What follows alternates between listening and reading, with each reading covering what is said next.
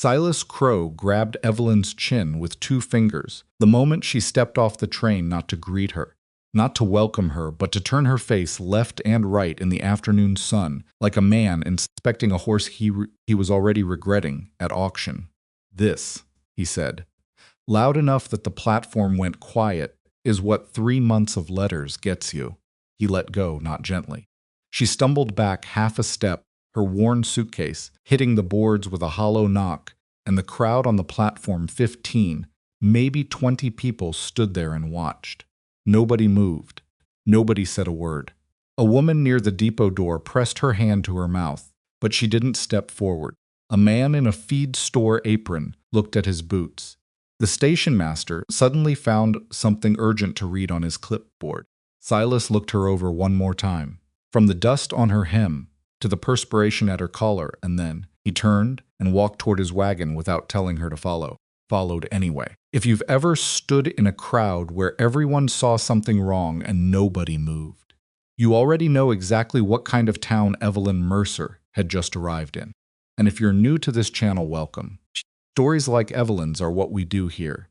Real grit, real consequence, real people pushed to the edge of what a person can endure. This is the kind of story that stays with you. Hit subscribe so you don't miss what comes next. Tap the like button and drop a comment telling me what city or country you're watching from. I want to see how far Evelyn's story travels. Now let's go back to Wyoming, 1878, and find out what happened to the woman nobody wanted and what she did about it. The train had come in from Cheyenne 2 hours late because of a cattle crossing outside Rawlins that had held the whole line. Evelyn had spent those 2 extra hours sitting upright in a second-class car that smelled of axle grease and somebody's unwashed wool coat, watching the Wyoming landscape flatten out into something vast and indifferent. She had tried to eat the last of the biscuits she'd packed in Boston, but her stomach was too tight. She was 34 years old. She was heavy in the way that a woman becomes heavy when she has spent years eating whatever was cheapest and moving rarely, when anxiety lives in the body like a stone that never quite passes. She knew what she looked like. She had known for a long time what men thought when they looked at her, and she had learned painfully slowly to keep her face from showing that she knew. The letter from Silas Crow had come through a placement agency on Tremont Street, the kind of office that smelled of dried flowers and quiet desperation in equal measure. Agency woman had a pinched professional smile and read from Crow's letter in a tone that suggested she was doing Evelyn a considerable favor. Prosperous cattle operation. Fine house. Mature widower. Seeking a capable woman. Good character. Accustomed to hard work. No mention of beauty. No mention of age. Evelyn had taken that as a kindness. She had written back. He had written again. 3 months of letters, as he'd said on the platform, though his accounting of them was the only thing accurate about what he'd built. She had not told the agency about Thomas Mercer. She had not told them about the 2 years of marriage that had left her, with a warped left ring finger set badly. After a break, she'd told, the doctor came from a fall and a way of flinching when doors opened too fast. She had told them she was a widow, which was close enough to the truth that she could say it without her voice changing. Thomas wasn't dead. She just didn't know where he was, and she had left Boston in the thin hope that he didn't know where she was going either. Wyoming had seemed far enough. It had not occurred to her until she was already on the train that far enough from one danger might mean walking straight into another. The wagon ride to the Crow Ranch took 40 minutes on a road that was less a road than a suggestion of one. 2 ruts pressed into hard ground by years of the same wheels making the same trip. Silas drove without speaking. Evelyn sat beside him on the bench, with her suitcase between her feet and her hands folded in her lap, watching the land open up around them. The grass was burned gold by the summer, barely moving in the dead heat. The sky was enormous and cloudless, and gave nothing. She had tried once, around the 10-minute mark, to say something polite. She'd asked if the summer had been dry. Silas had said, "Don't chatter." So she didn't. She studied him instead, the way she'd learned to study men carefully, without appearing to. He was perhaps 50, thick through the shoulders, with hands that had worked hard at some point in his life, even if they didn't now. His jaw was set, with the particular rigidity of a man who was accustomed to being answered immediately and resented any moment where he wasn't. He wore his hat pushed back, which should have made him look casual but didn't. Everything about him was arranged in a way that communicated possession. The horse, the wagon, the land on either side of the road, and now apparently her. The ranch came into view slowly, the way things do in flat country first, as a dark shape against the horizon, then as a collection of shapes, and finally as something that had once been built with real money and was now being maintained by habit alone. The house was substantial, 2 stories, the kind of place that would have impressed her if she'd seen it in a photograph.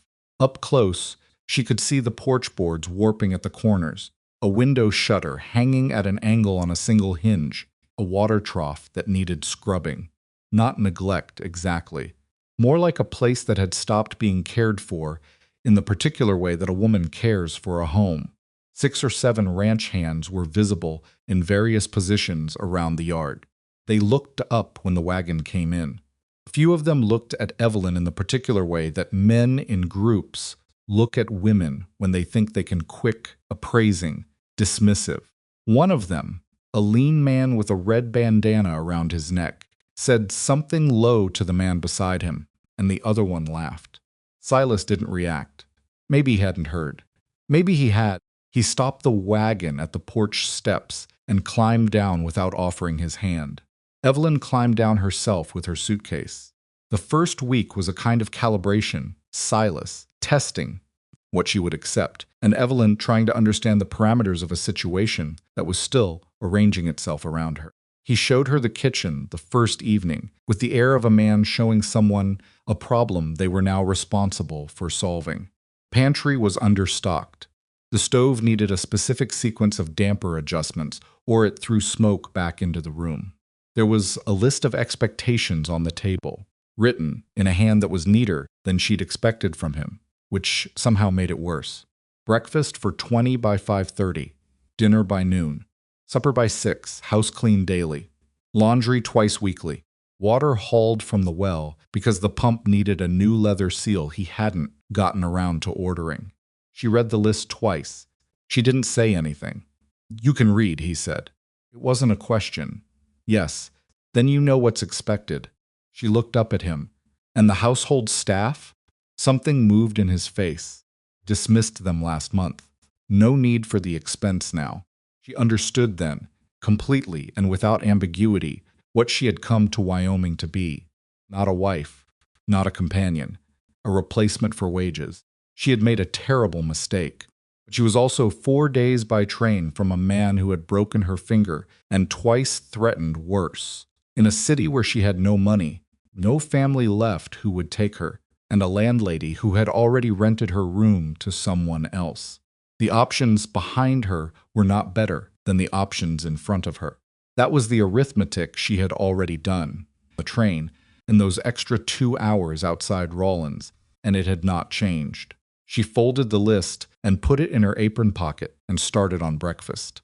The town of Dunmore was 4 miles from the ranch by road, though Evelyn didn't go there. For the first 3 weeks, there was no reason to, and no time. She heard about it in pieces, the way you hear about places you can't visit, from the occasional remark Silas made that assumed she knew the local geography, from things she caught in conversation between them, the ranch hands, when they didn't realize she could hear. She gathered that it was a modest place. A few hundred people, the usual businesses. She gathered that Silas Crow was a significant presence in it. She understood what that meant. A man like Silas wasn't significant just because of his cattle operation. He was significant because he had made himself necessary in the particular way that powerful men in small places do. He held debts. He controlled supply lines. He had the ear of whoever mattered. The local judge, she would learn later, had borrowed money from Silas 3 years ago and had not yet fully repaid it. 2 of the town's largest businesses operated on credit Silas had extended. When you owed a man, you found reasons not to see clearly what he was doing. So the town was quiet about Silas Crow. It would take someone with nothing to lose to decide to see him clearly. She met Wade Hollister at the end of her 3rd week, in circumstances she would not have chosen. She had gone to the barn before dawn to collect eggs from the 3 hens they kept in a side pen. Silas had decided this was now her responsibility as well as Ian, though it had previously fallen to one of the hands. She was moving through the dark of the barn with a lantern when she heard someone at the barn door, and she reacted the way she had trained herself not to react. She pressed back against the wall and held her breath and went completely still. "Ma'am." The voice was male, and it came from the doorway, and it was careful in the way that men are careful when they know they've startled someone. Evelyn forced herself to breathe before she answered. "Who's there?" "Name's Hollister." "Wade Hollister. I'm the county sheriff out of Dunmore.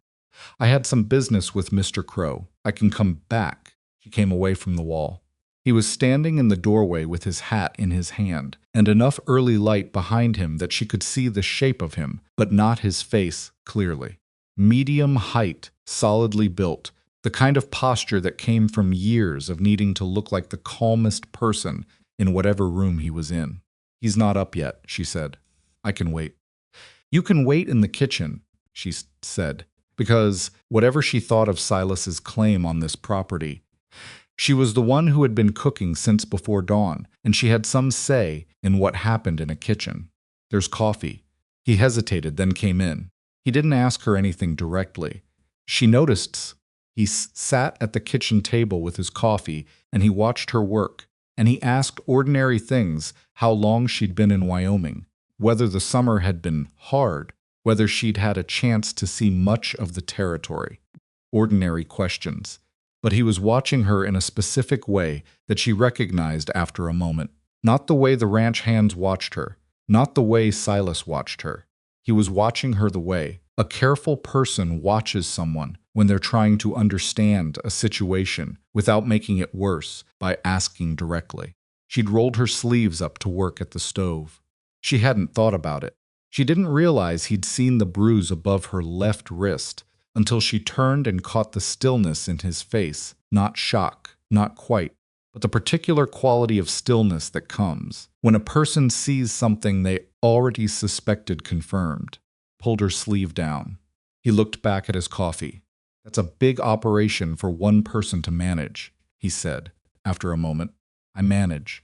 "I didn't say you didn't." She put a plate of biscuits on the table without being asked. It was something she did automatically now, the reflexive hospitality of a woman who had learned early. That generosity was a kind of armor. He took one. He didn't make a fuss about it. "You from back east?" he asked. "Boston." "Long way to come."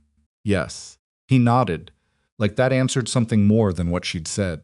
Silas came downstairs 20 minutes later, and the quality of the room changed in the specific way it always changed when Silas entered it. Evelyn kept her back to them while they talked, moving at the stove, trying to be furniture. She heard enough to know that Wade's visit was official, something about a property dispute at the northern line, a matter of registered boundaries. Silas was dismissive in the way he was dismissive about most things that required him to engage as an equal rather than as the largest weight in the room. Wade left without looking at her again. But at the door, he paused. And he said to Silas, in the same even tone he'd used for everything, "Nice place you've got here, mister." "Crow. Must be a lot of work keeping it up." Silas said it was. Wade nodded and left. Evelyn stayed at the stove and did not let herself think too much about the fact that someone, for the first time since she'd arrived, had noticed. Cruelty had a pattern, which was almost worse than if it had been random. Silas's anger moved along channels predictable ones, once you understood the terrain. A meal that was 5 minutes late. A floor not swept to his particular standard. A moment where she answered a question too directly, or not directly enough, or where she failed to anticipate something he hadn't told her he wanted. He had an inventory of small grievances that he kept carefully and withdrew at need, and when he decided the account had grown large enough, he collected. He'd never hit her face. She had the sense he was deliberate about that, not out of restraint, but because a bruised face was visible in ways that bruised arms weren't. Kept her sleeves down. She kept moving. The ranch hands knew, or most of them did. She could tell from the particular way they avoided looking at her at certain times after breakfast, when the sound from the house had been audible across the yard.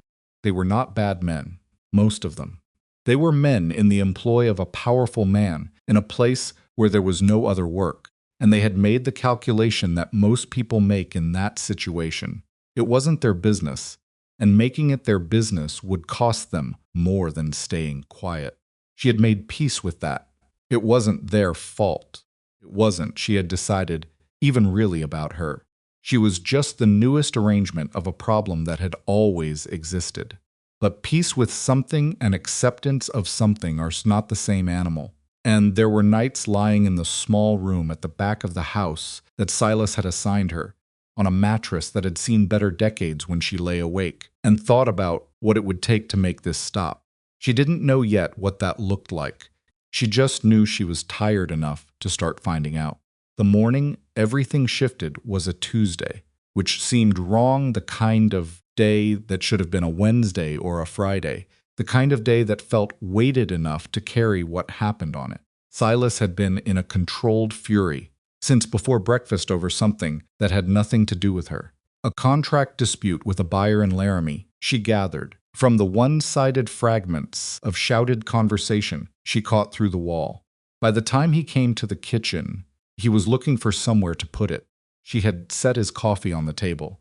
She'd moved to the stove, picked up the coffee cup, and found it not hot enough. It had been sitting 3 minutes, which was how long it had taken him to come from the office, and he set it back down with a sound that was not quite a slam, but was everything short of one.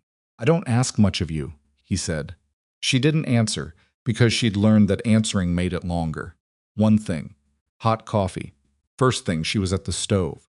She turned to say something careful and neutral, something that would absorb the energy of his anger without feeding it, and she did not see his hand until it had already struck the side of the pot on the counter, behind her, knocking it to the floor. Hot water across the boards. The sound enormous in the small room. She went still. He was breathing hard. Not from exertion, from wanting to do more than he'd done. "Clean it up," he said. She bent down and picked up the pot with her bare hands because she wasn't thinking clearly, and the residual heat was enough to redden her palm, and she did not make a sound when it did. She heard him leave the room. She stayed crouched on the floor for a long moment, holding the pot, and she thought very clearly and precisely, "I need to know what he owns and what he doesn't. I need to know exactly where the edges are." It was not a plan yet. It was the thought that comes just before a plan, when a person decides to stop being only a problem and start being something else. Wade Hollister came back 2 days later. Not for Silas. Silas wasn't there. Had ridden out at first light to the northern pasture with 4 of his hands and wouldn't be back until dark. Evelyn was hauling water from the well. She saw him ride up to the gate and she kept hauling, because stopping would have felt like admitting something, and she wasn't ready to admit anything yet. He dismounted and tied his horse and walked over. He didn't offer to take the bucket. She appreciated that. An offer would have embarrassed her. "Mrs. Crow," she said. "Mr. Hollister." He stood beside the well and looked at the ranch the way a man looks at something he's been thinking about. "I happen to be out this direction," he said. She looked at him. "All right," he said. "I didn't happen to be." She set the bucket down. Shoulder ached from the hauling it always did by midday. "Whatever you're thinking," she said. Carefully, "I need you to understand something first. He has the judge, and he has the bank, and he has every man in town who owes him anything, which is most of them. I know that. Then you know why telling you anything is more likely to make things worse than better." Wade was quiet for a moment. He had a way of being quiet that wasn't uncomfortable. It was the quiet of someone actually thinking, not of someone waiting to speak. "I've seen a lot of situations like yours," he said finally, "and I know what you're calculating. I know why the math doesn't add up in favor of talking." He paused. "But I've also been doing this job long enough to know that silence only holds until it doesn't, and when it breaks, it's usually worse." She looked at him for a long moment. "I'll think about it," she said, picked up her bucket, He nodded and got back on his horse. She didn't watch him go, but she heard his horse's footfalls fade down the road, and she thought about what he'd said, and she thought about it all afternoon while she hauled water and chopped wood and started supper for 20 men who would eat and never look at her. And she thought about it after, when the kitchen was cleaned and the house was quiet and she was alone in her room, with her hand pressed flat against the warped boards of the floor. She had come to Wyoming to survive. She was starting to wonder if surviving was enough. She did think about it. She thought about it. For 4 days, which was how long it took for Silas to give her something concrete enough to think about, instead of just the general shapeless weight of her situation. On the 5th day after Wade's second visit, Silas came in from a ride in the late afternoon and threw a ledger book on the kitchen table, hard enough that it slid off the other side and hit the floor. "Pick it up," he said. She picked it up. "You figures," he said. She had done bookkeeping for a dry goods shop on Hanover Street for 2 years before her marriage. She had been good at it. She said, "Some, then you're doing the household accounts from now on." Roper was skimming.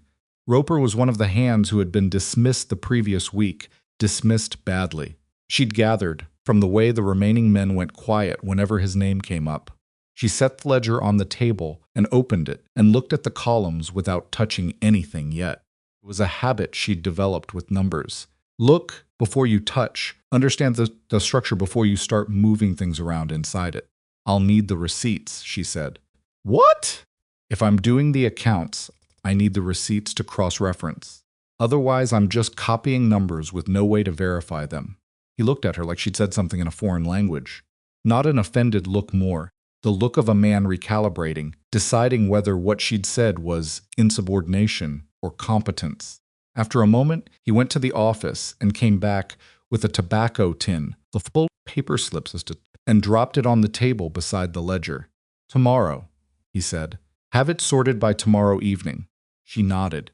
He left. She sat down at the table, alone in the kitchen with the ledger and the tobacco tin, and she opened the tin and started smoothing out the receipts, one by one. It took her 20 minutes to understand what she was looking at.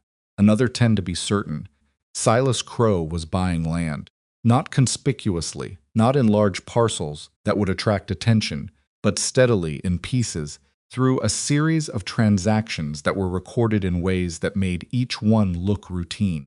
A foreclosure here, a debt settlement there, a sale to a holding name that she didn't recognize, a name that appeared 3 times in the records under slightly different spellings, which was either sloppy bookkeeping or deliberate.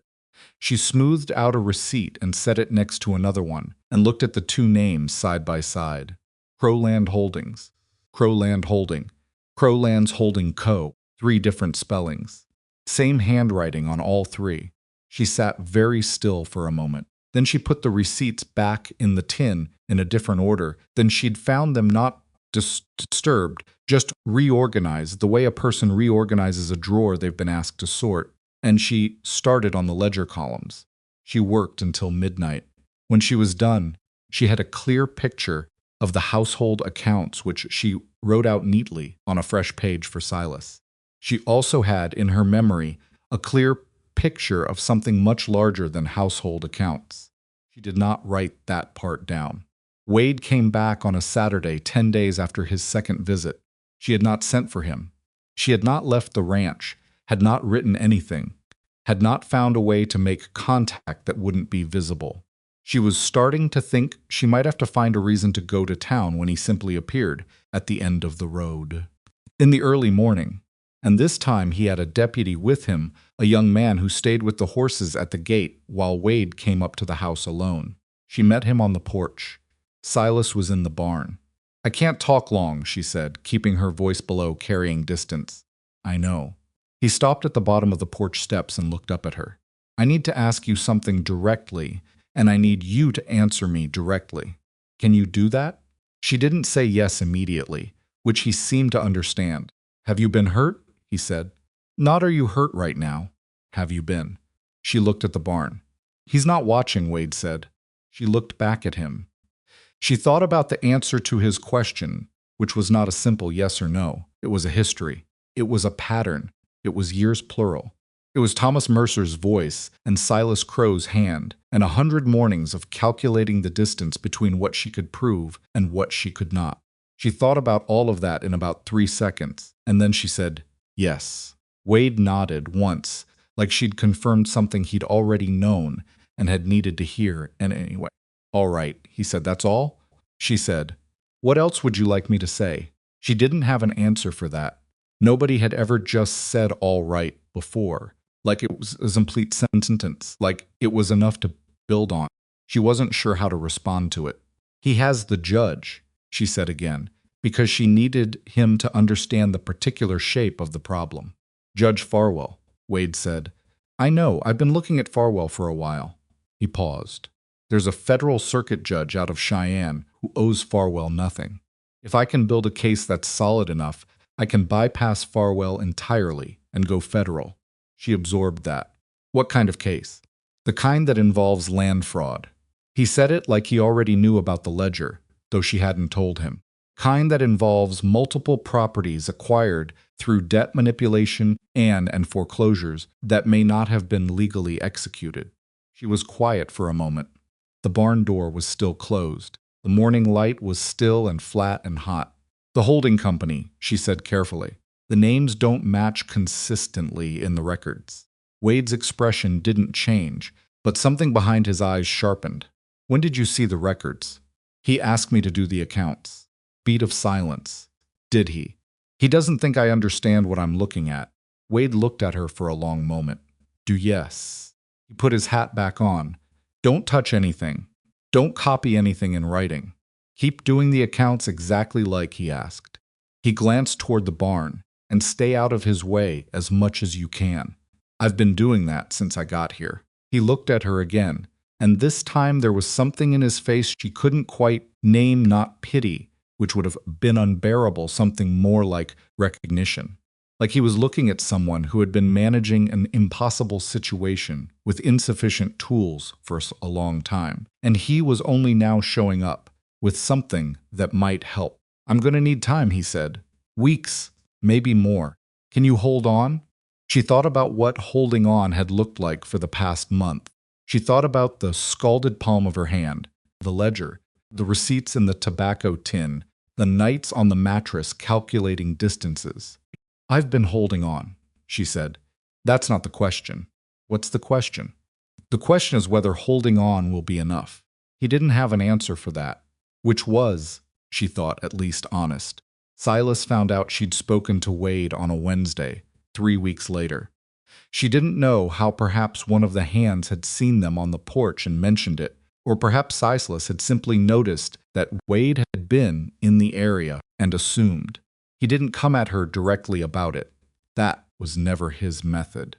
Instead, he came at her sideways, the way a man does when he wants you to know he knows something without admitting that it bothers him. He started adding to her workload. The wood splitting he had previously assigned to the hands was now hers. The water hauling, which had already been hers, he added a second daily run to, from the lower creek rather than the well, which was twice the distance. He stopped having the hands bring in the firewood they'd cut, and instead left it in a pile at the edge of them about it, waiting to see how long it would take her to figure out she was supposed to bring it in herself. She figured it out. She didn't say anything. She also started paying attention to the locked drawer in the office desk, the one she'd noticed early on, but dismissed because it wasn't her business. It became her business slowly, in the way things do when you're looking for information, and the obvious sources run dry. She didn't try to open it. She just noted when he went into it and what he looked like when he came out, usually tighter around the jaw. Usually with a particular quality of decision in his eyes that preceded his worst behavior by about 20 minutes. She started recognizing the 20-minute window. She got better at being somewhere else when it arrived. The ranch hands ate in a rotation, the senior men first, then the younger ones. And she was expected to serve all of them and keep the food hot across 2 sittings. One afternoon, when she was clearing plates between the first and second group, a man named Decker, one of the senior hands, quiet man in his 40s who had worked the ranch longer than anyone else, stopped her with a word as she was going back to the kitchen. Mrs. Crow. She stopped. He didn't look up from the table. He was rolling a cigarette with the particular focus of someone who had something to say and hadn't decided exactly how to say it. "There's a loose board on the back step," he said, "third from the top. Somebody should fix that before somebody breaks an ankle." She looked at him. He lit the cigarette. "Thank you," she said. She went back to the kitchen and didn't look at the back step. Not then. Not until after dark, when the ranch was quiet, when she went out with a lantern and crouched down on the step and felt under the third board from the top. It moved. She lifted it. There was a folded piece of paper underneath. She unfolded it in the lantern light. It was a list of names, 5 of them, all with parcels of land listed beside them, and at the bottom, in handwriting she didn't recognize, these were sold under duress. Roper kept copies before he left. Asked the sheriff. She sat on the step for a long time. Then she put the paper in her apron and put the board back and went inside. Getting a message to Wade without Silas knowing was not straightforward. She was not permitted to go to town alone. Silas had never said this explicitly, but he had arranged it implicitly by ensuring she never had time, never had transportation, and never had a reason Silas would find acceptable.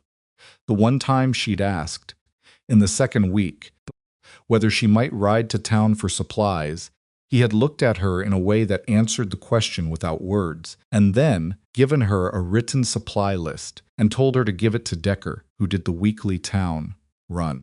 Decker, who had left a note under a loose board. She caught him the next morning before the first breakfast sitting, when he was bringing in feed from the barn. She stopped him with a look, just a look, held for a second longer than ordinary, and he slowed without stopping. And she fell into step beside him, for just long enough to press the folded note against his hand.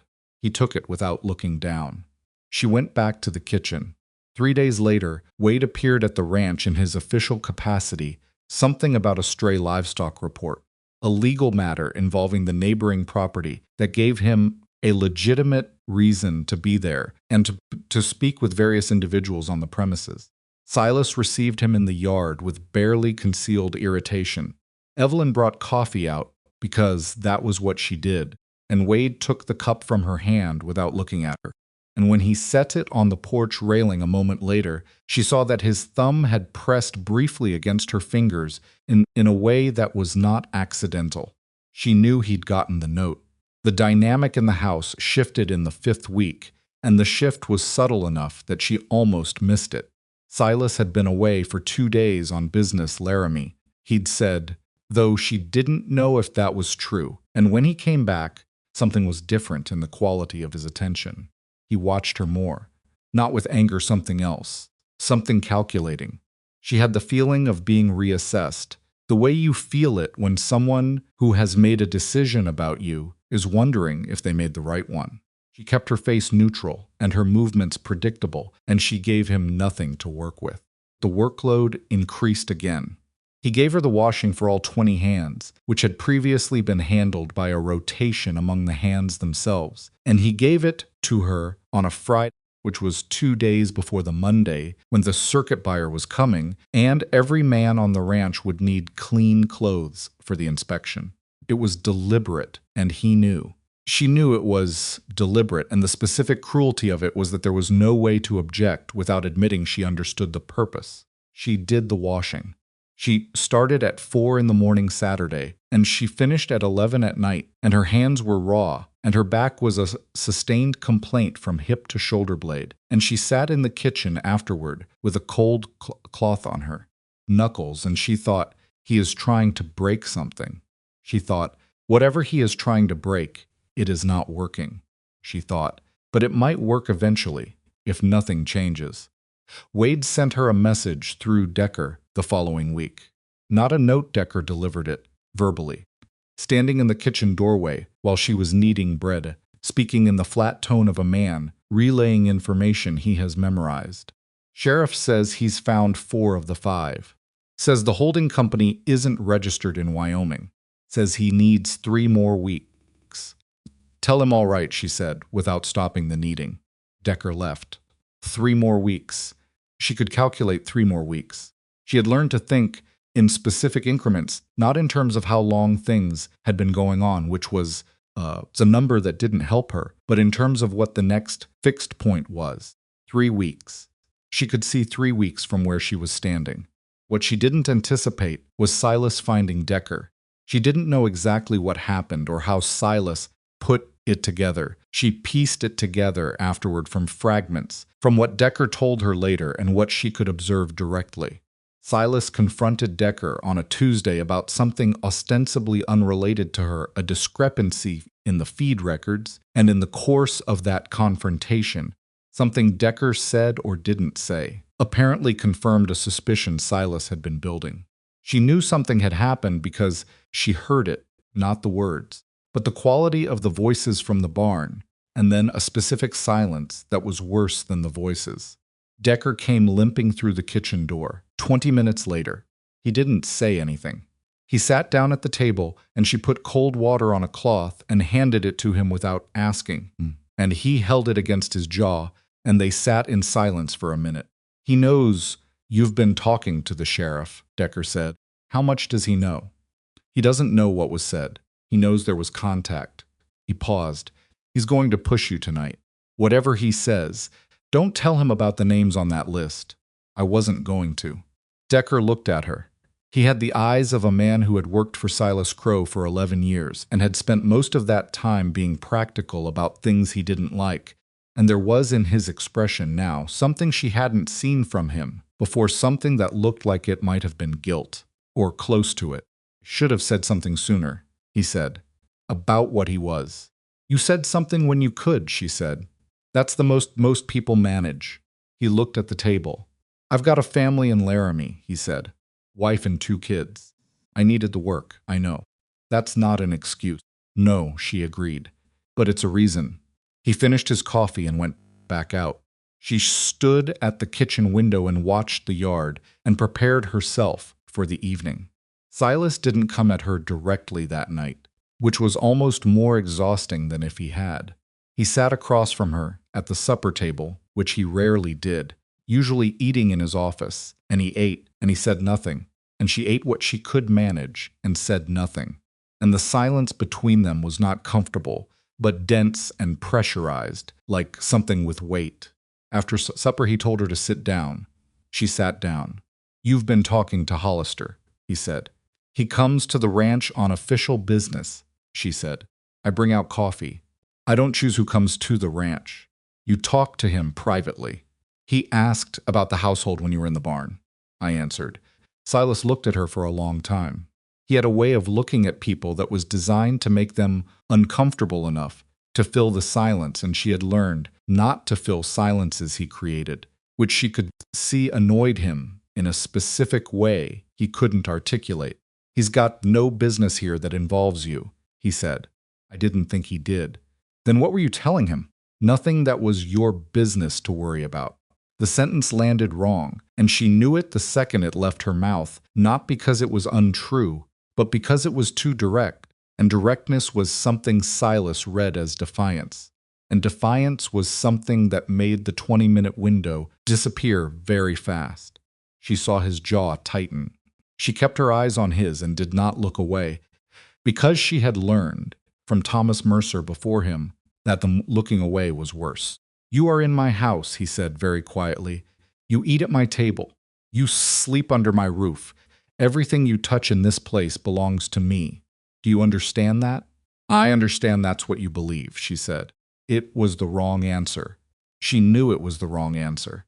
But she was tired, not physically tired, though she was that too tired in a deeper place, the place where a person stores the energy required for strategic silence. And sometimes, when that reserve runs low, the wrong words come out before the right ones can catch them. Stood up. She didn't move. What happened next was brief and specific, and left a mark on her left forearm that she would have to cover with her sleeve for 2 weeks. He did not stay in the room afterward. She did not make a sound while he was in it. When the door closed, she sat at the table for a long time with her arm against her chest, not crying, Crying was something she'd learned to defer, to schedule for later, when it wouldn't cost her anything just sitting, feeling the particular quality of her own endurance, which was not the same thing as strength, but was something close to it. She thought about what Wade had said. Weeks, maybe more. 3 weeks had become 2 weeks. She could calculate 2 more weeks. She was going to need to find a way to get out of the house. The opportunity came from an unexpected direction, the way most opportunities do.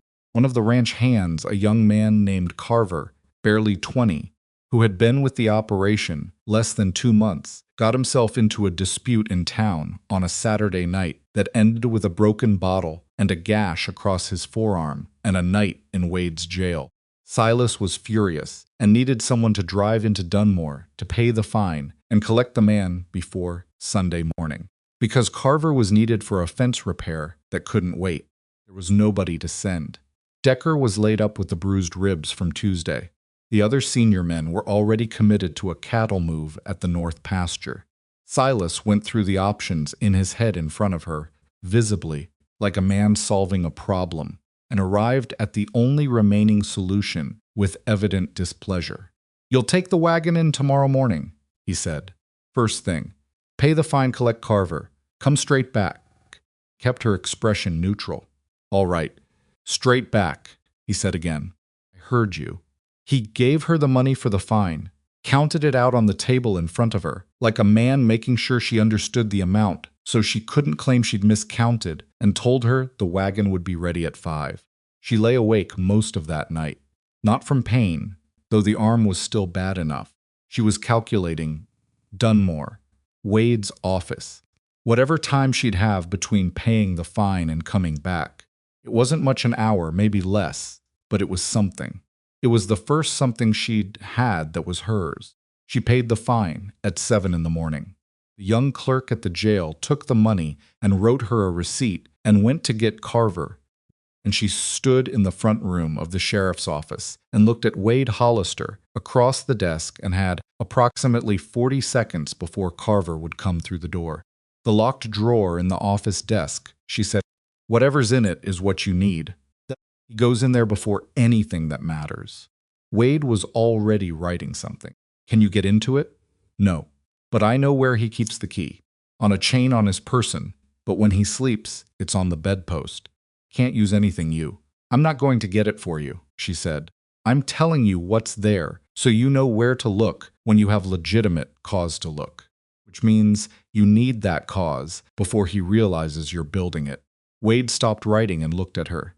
"2 of those 5 names on the list," she said, "I recognized from the ledger. One of them, a man named Garrett, lost his homestead on a debt that was recorded in a way that doesn't match the original purchase agreement. I saw both documents. They don't match Garrett," Wade said. "Samuel Garrett? I don't know the first name. Samuel Garrett came to me 3 months ago. Said he signed papers he didn't fully understand. I told him I needed documentation. He paused. His original purchase agreement. Do you know where the ranch copy is filed?" "In the ledger box. Left side, under the property tab. It's misfiled behind a cattle record, which I don't think is an accident. Carver came through the back door, looking sheepish and smelling of last night. The conversation was over." Evelyn picked up her receipt and walked to the door. At the threshold she stopped, not turning around. 2 weeks, she said. "Less if I can manage it," Wade said. She walked out to the wagon and told Carver to get in, and she drove back to the ranch at the pace Silas had specified. And she did not allow herself to think about what came next until she was back in the kitchen with the familiar weight of the stove and the water and the 20 men who needed feeding before noon. Something had changed in the arithmetic. The numbers were finally starting to move in a direction that wasn't only against her. The problem with hope, real hope, not the soft, comfortable kind, but the hard, practical kind, that a person in a bad situation builds out of small, specific facts, is that it makes the present harder to endure, not easier. Before she'd found Decker's note, before she'd talked to Wade, before she'd understood what was in that ledger, the days had been painful, but they'd had a quality of sameness that was almost sustainable, the way a sustained low noise can eventually become background.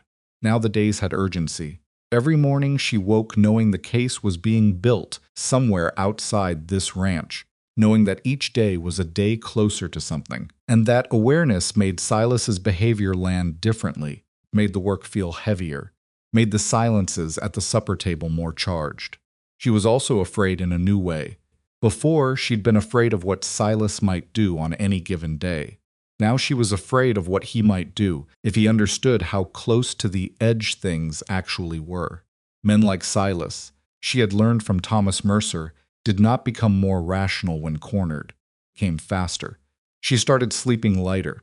She started leaving her door latched with a chair under the handle, which she'd done in the first weeks, and then stopped because it made her feel like she was admitting more fear than she could afford. She started admitting it again. She also started watching the locked drawer with a new kind of attention, looking for patterns in when he opened it and what he looked like when he came out, gathering data the way she gathered everything, now quietly, systematically, in ways that couldn't be proven. There was a man who visited the ranch twice in 10 days, someone she hadn't seen before. He arrived in the evenings and went directly to the office and left before supper both times. She served coffee through the door the first time and caught a glimpse of papers spread across the desk. The second time, she brought the tray in herself and set it on the side table and retreated, but not before she'd seen the second man's face and noted the shape of the paper's property maps, she thought, though she hadn't seen enough to be certain. She described the visitor to Decker the next morning. Decker went still. "That's Harlan Peck," he said. "He's a notary out of Rawlins. What does Silas use a notary for?" Decker didn't answer right away. He finished his coffee and set the cup down and looked at her with the expression of a man who has just understood something and wishes he hadn't. "He uses him to make things official," he said. "Things that need a signature the original party isn't around to give." She sat with that for a moment. "Forged documents," she said. Decker didn't deny it. She found a way to get a note to Wade that afternoon, folded into the supply list she gave Decker for the weekly town run, in an envelope sealed with wax from the kitchen candle, with Decker's name on the outside and Wade's name written inside so that Decker could deny knowing the contents. It was an imperfect system. Most of what she had was imperfect. She had learned to work inside imperfect systems and find what they could actually carry. The note said, "Harlan Peck, Notary, Rawlins. 2 visits in 10 days. Property maps. Ask about signature verification on the Garrett deed." She sealed it and handed it to Decker and watched him put it in his vest pocket and go out to saddle the wagon horse. And she stood at the kitchen window and thought, "It's enough. It has to be enough. 2 weeks," she'd said. She didn't know if 2 weeks would actually be enough, but she had made the number and she was going to hold it. Outside, the summer ground was baked and still, and somewhere past the north fence, the cattle moved in their slow, indifferent way, and the sky above Wyoming was enormous and gave nothing away about what was coming. She turned back to the stove. She had supper for 20 men to make, and she made it. The note about Harlan Peck reached Wade on a Thursday. By Friday morning, he had ridden to Rawlins and back, a round trip that should have taken 2 days compressed into one brutal ride. And when he returned to Dunmore, he had 3 things: saddle sores, conversation with the Rawlins County clerk that confirmed Peck had filed 4 property transfers in the past 8 months using signatures that the original landowners later disputed, and a name attached to the holding company that Evelyn had flagged in the ledger. The name wasn't Crow. Wade sat in his office that Friday evening with his deputy, a young man named Ellis, who was 23 and still believed that most situations resolved themselves if you gave them enough time. And he spread everything on the desk and looked at it the way he looked at puzzles that didn't yet have enough pieces, not with frustration, but with the particular patience of a man who has learned that rushing toward a conclusion is how innocent details get misread. "The holding company is registered in Colorado," Wade said, "not Wyoming. Not under Crow's name. Under a name I've never heard before.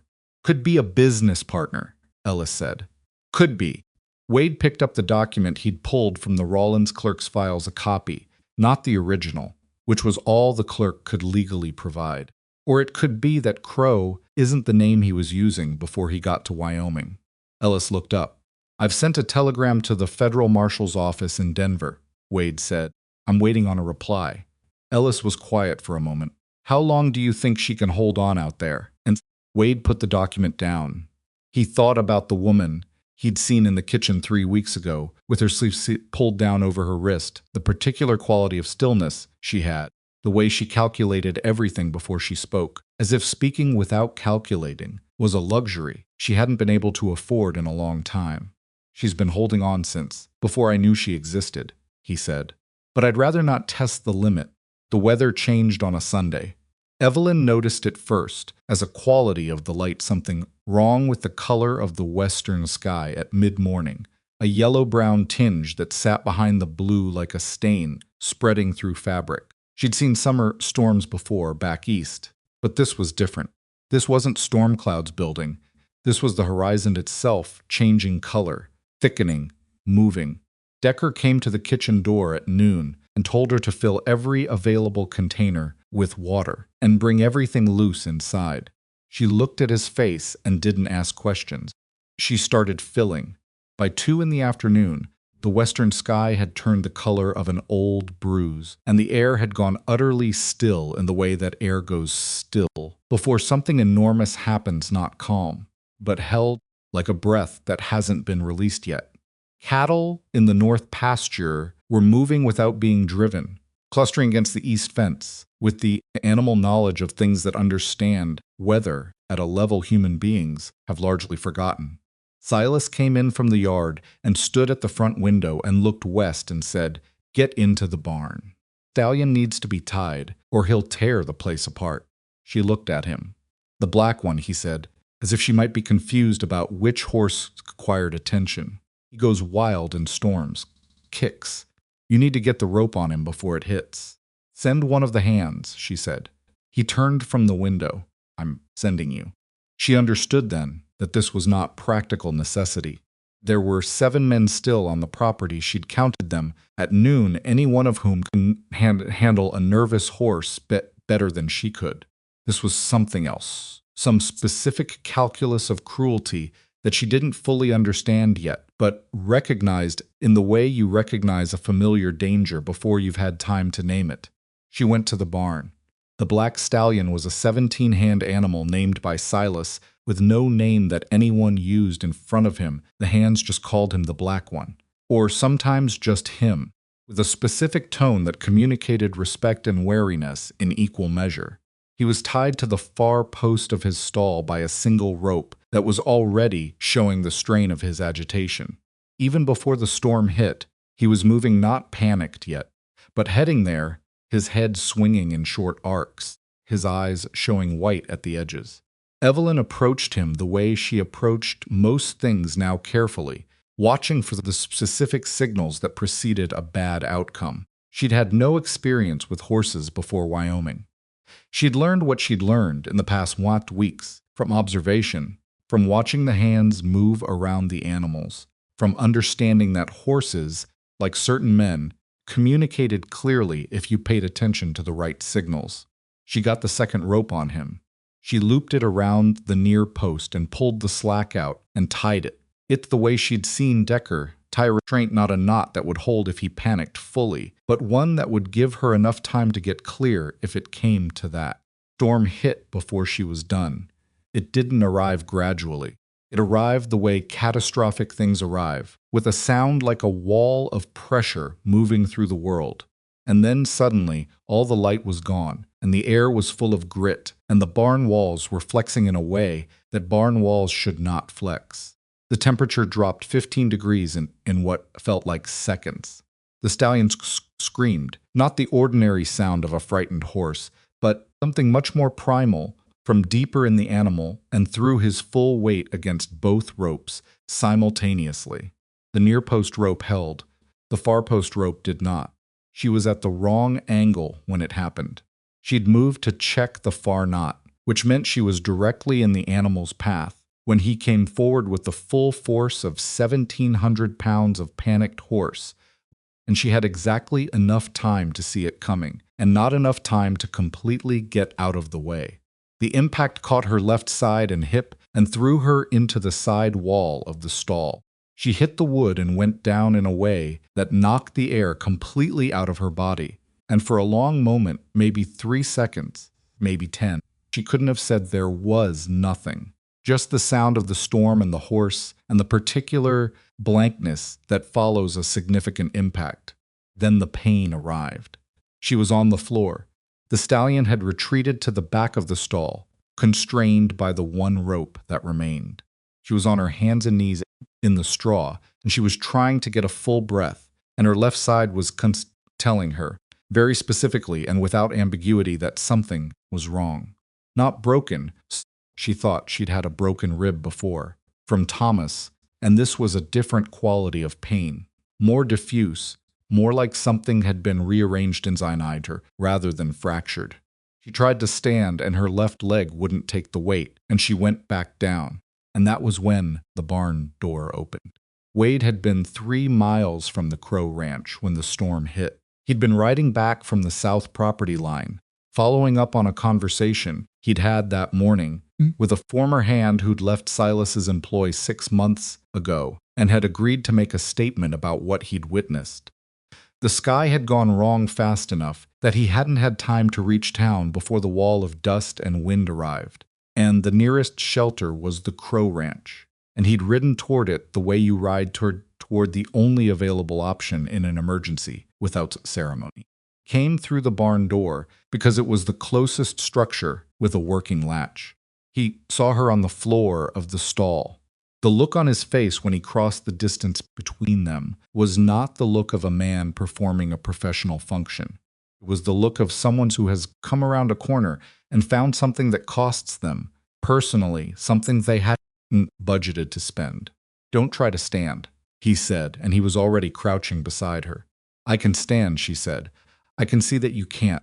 He got an arm around her and took her weight, and she let him because the alternative was staying on the floor, and staying on the floor in a barn during a dust storm with a traumatized stallion 8 feet away was not an option she was willing to accept. What happened?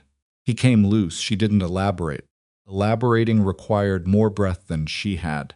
He helped her to the barn wall, and she leaned against it and tried to breathe in the way you breathe when breathing hurts, shallow, deliberate, working around the pain rather than through it. Crouched in front of her and put his hands on her arms to steady her, and she felt him go still. Not the way he'd gone still in the kitchen over her wrist. Something different. Something with more weight to it. She looked at his face and saw where he was looking. Her sleeve had come up at some point in the fall, or when he'd moved her, and what was visible above her left elbow was not the recent bruising from the horse impact. It was older than that. Much older. The kind of marks that accumulate over time in layers, new, over, half-healed, over faded. A record of a situation that had been going on longer than he'd known. He didn't say anything. She didn't pull the sleeve down. After a moment, she said, "There's more, if that's what you're wondering."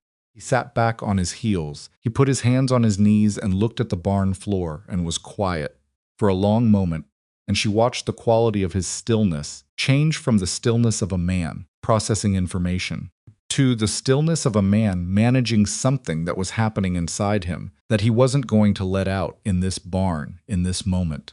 "All right," he said finally. Which was what he said when something was not all right, but he was choosing to focus on what came next rather than what had already happened. "He's going to come out here," she said, "when the storm settles enough. I know. If he finds you, I know." He stood up and looked at the barn door, which was shuddering in its frame from the wind. "How bad is your side?" "Bad enough that I can't move quickly. Not bad enough that I can't move." He looked at her for a moment.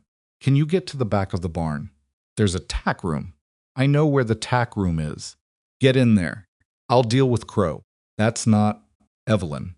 It was the first time he'd used her name without the prefix, and it landed differently because of it. "I have official business on this property.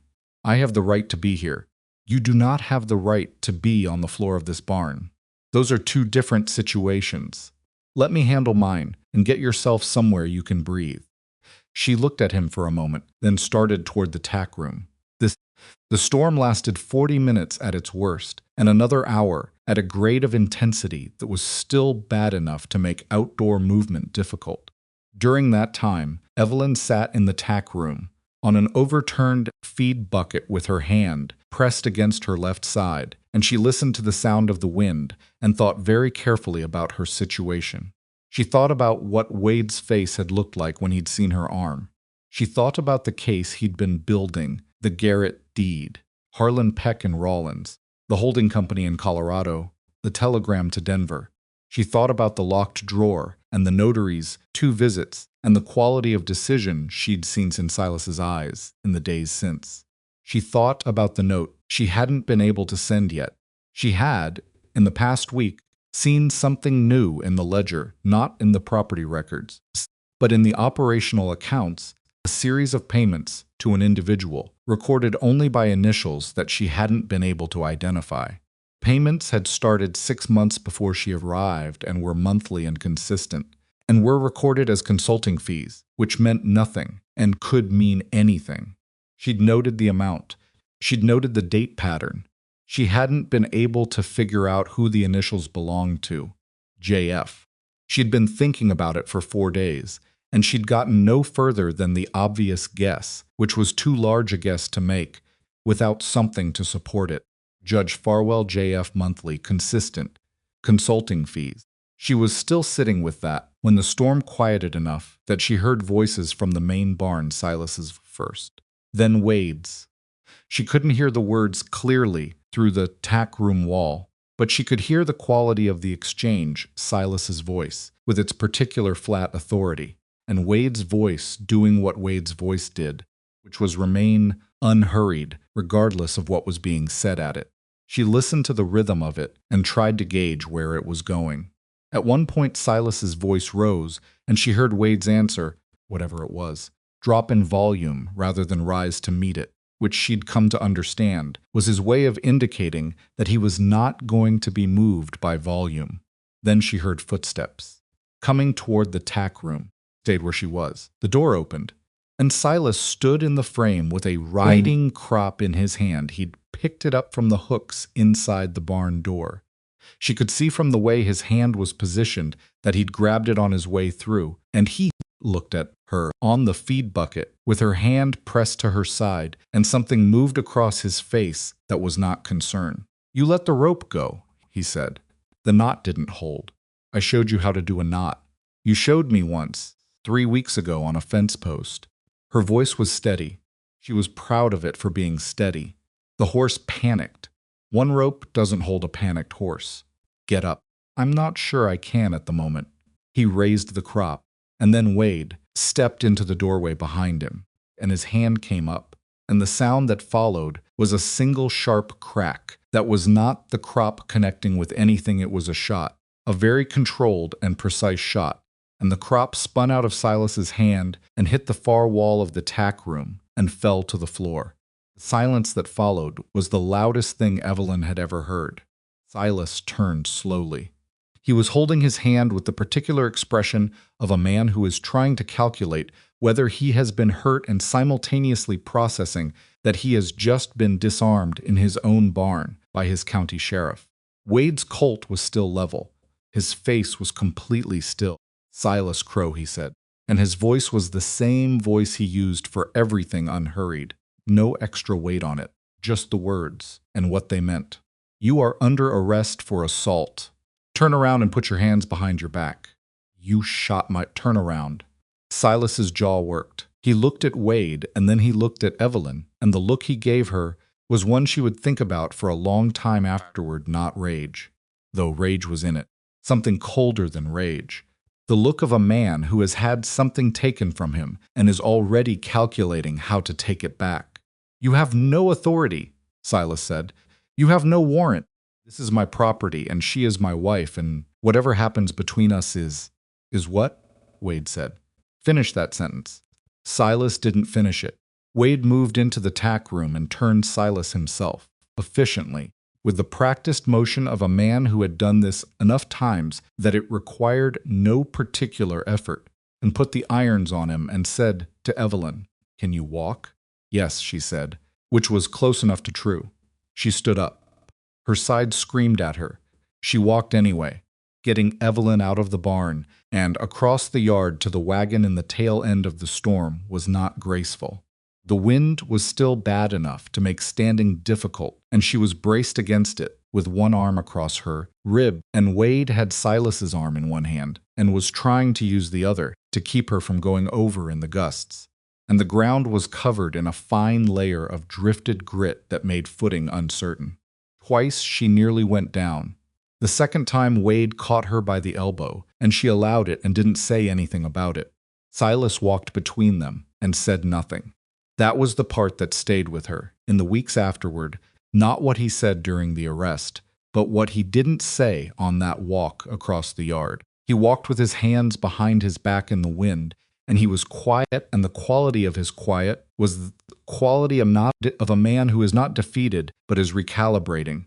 A man who understands that circumstances have changed and is already working out how to change them back. She knew that look.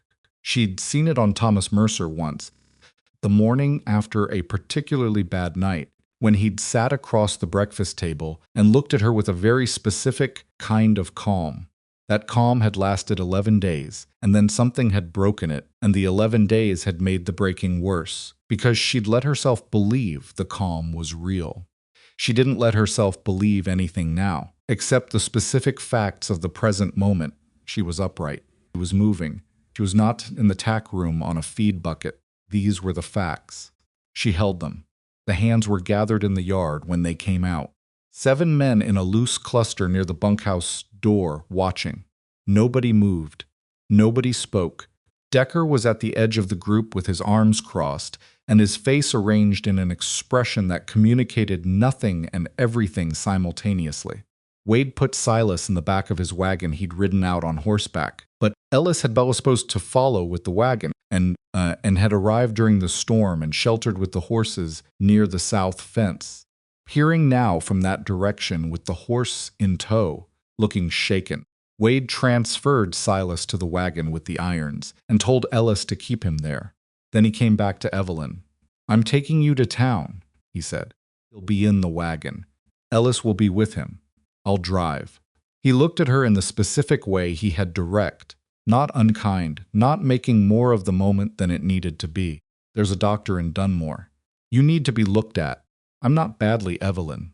You were knocked into a wall by a horse. Your side is bad enough that you can't stand straight. We're not negotiating this." She looked at him. "All right," she said. He climbed into the wagon with his help and did not comment on the help. Ellis drove the second vehicle with Silas in the back. Wade drove the first, with Evelyn beside him, across the 4 miles of burned gold road between the ranch and Dunmore. She kept her hand pressed to her side the whole way. She didn't say much.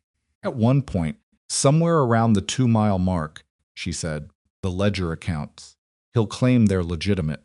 "I know," Wade said, "and the holding company, the Colorado registration. He'll have a lawyer who'll say it's standard practice. He will. So the Peck connection is the piece that matters. The forged signatures. It's one of the pieces." She watched the road. "You got a reply from Denver." It wasn't a question. She'd seen the change in his face at the barn door when he'd stepped in behind Silas, before the shot, something that had been absent before, a particular kind of certainty. People didn't develop that certainty from building cases on land fraud alone. Wade was quiet for a moment. "I got a reply from Denver," he confirmed. She waited. "The name on the Colorado holding company," he said. "Silas Crow doesn't appear on it because Crow isn't the name he was using when he filed it." He kept his eyes on the road. "There's an outstanding federal warrant for a man named Silas Vane. Fraud, theft of property, 1 count of murder a woman in Kansas, 1,873. Property went missing same time she did. The road went by under the wagon wheels for a while without either of them's speaking. Going to do the same to me," she said.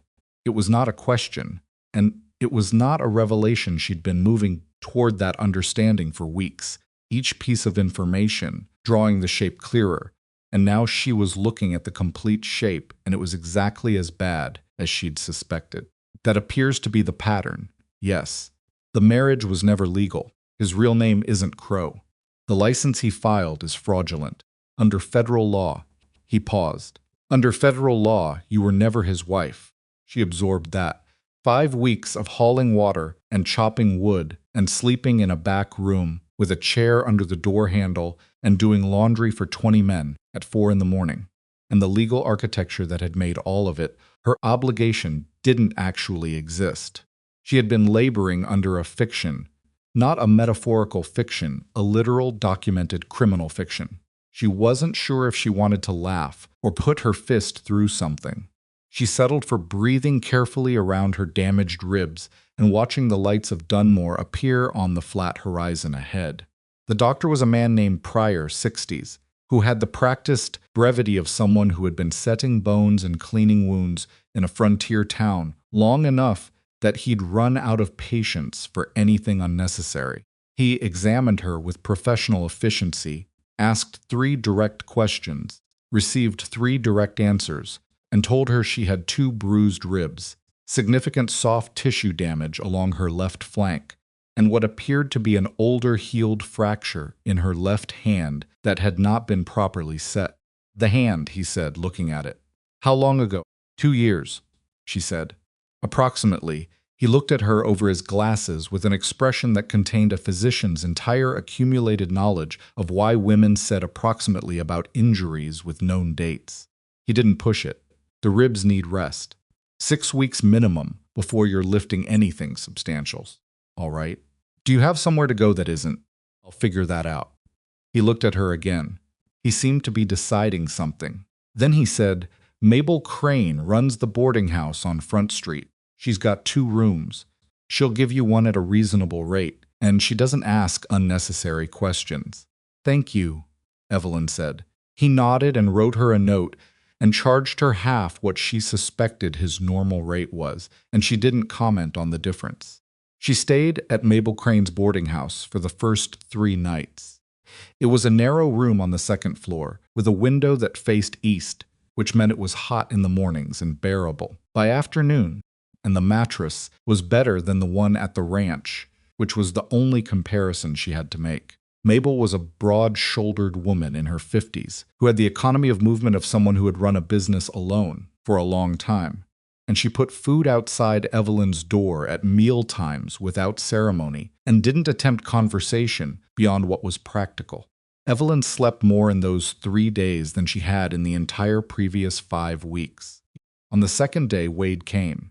He sat in the chair by the window, and she sat on the edge of the bed, and they talked for a long time about things that were entirely practical, the federal warrant, the circuit judge out of Cheyenne who would need to hear the case, the documentation that had been recovered from the ranch, specifically from the locked drawer that had been opened under the authority of the federal warrant.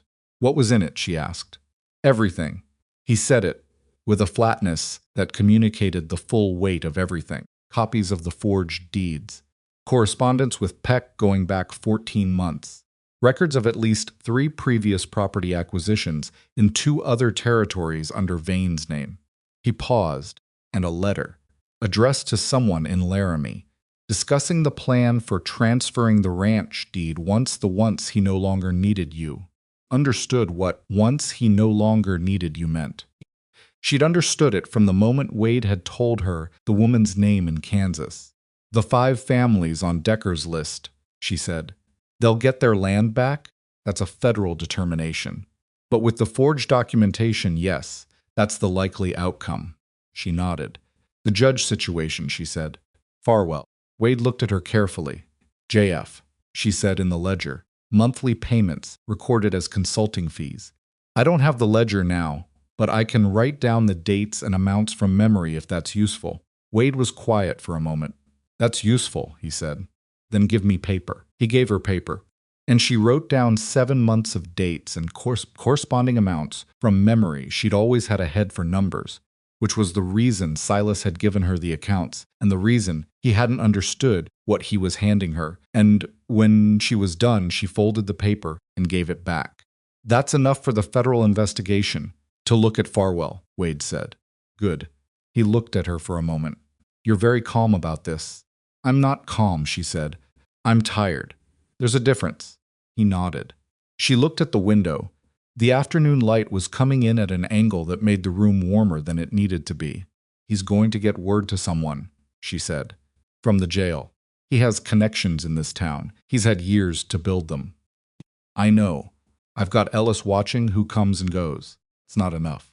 Probably not, he admitted. She looked at him. What are you not telling me? He was quiet for long enough that she knew she was right to ask. He made a statement this morning, Wade said. To me, officially. He said he'll be out within the week. Said he has legal representation coming from Laramie and that the charges won't stick because the arrest was made on his property without a valid warrant. The warrant from Denver is federal. His lawyer will argue jurisdiction. It'll take time to sort out. He paused. He's not wrong that it's complicated.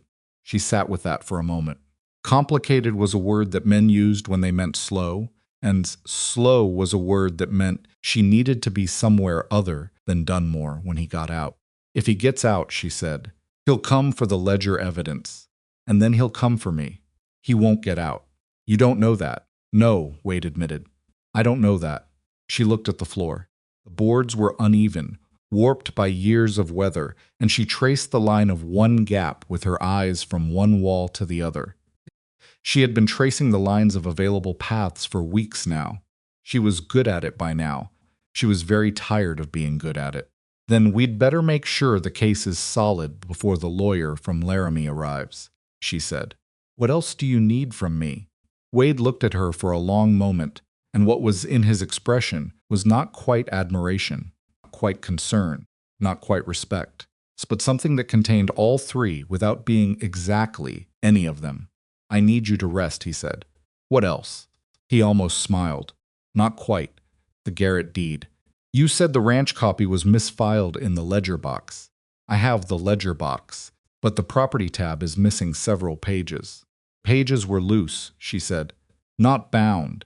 He kept the unbound ones underneath the false bottom. Wade stared at her. The ledger box has a false bottom, she said. Not complicated, the interior depth is about 2 inches shorter than the exterior. Press in on the left interior panel and it releases. She paused. I noticed it 3 weeks ago. I didn't say anything because I didn't know if I was right and I needed to wait until I was certain. He stood up. I'll be at the jail, he said. I know, she said. He left.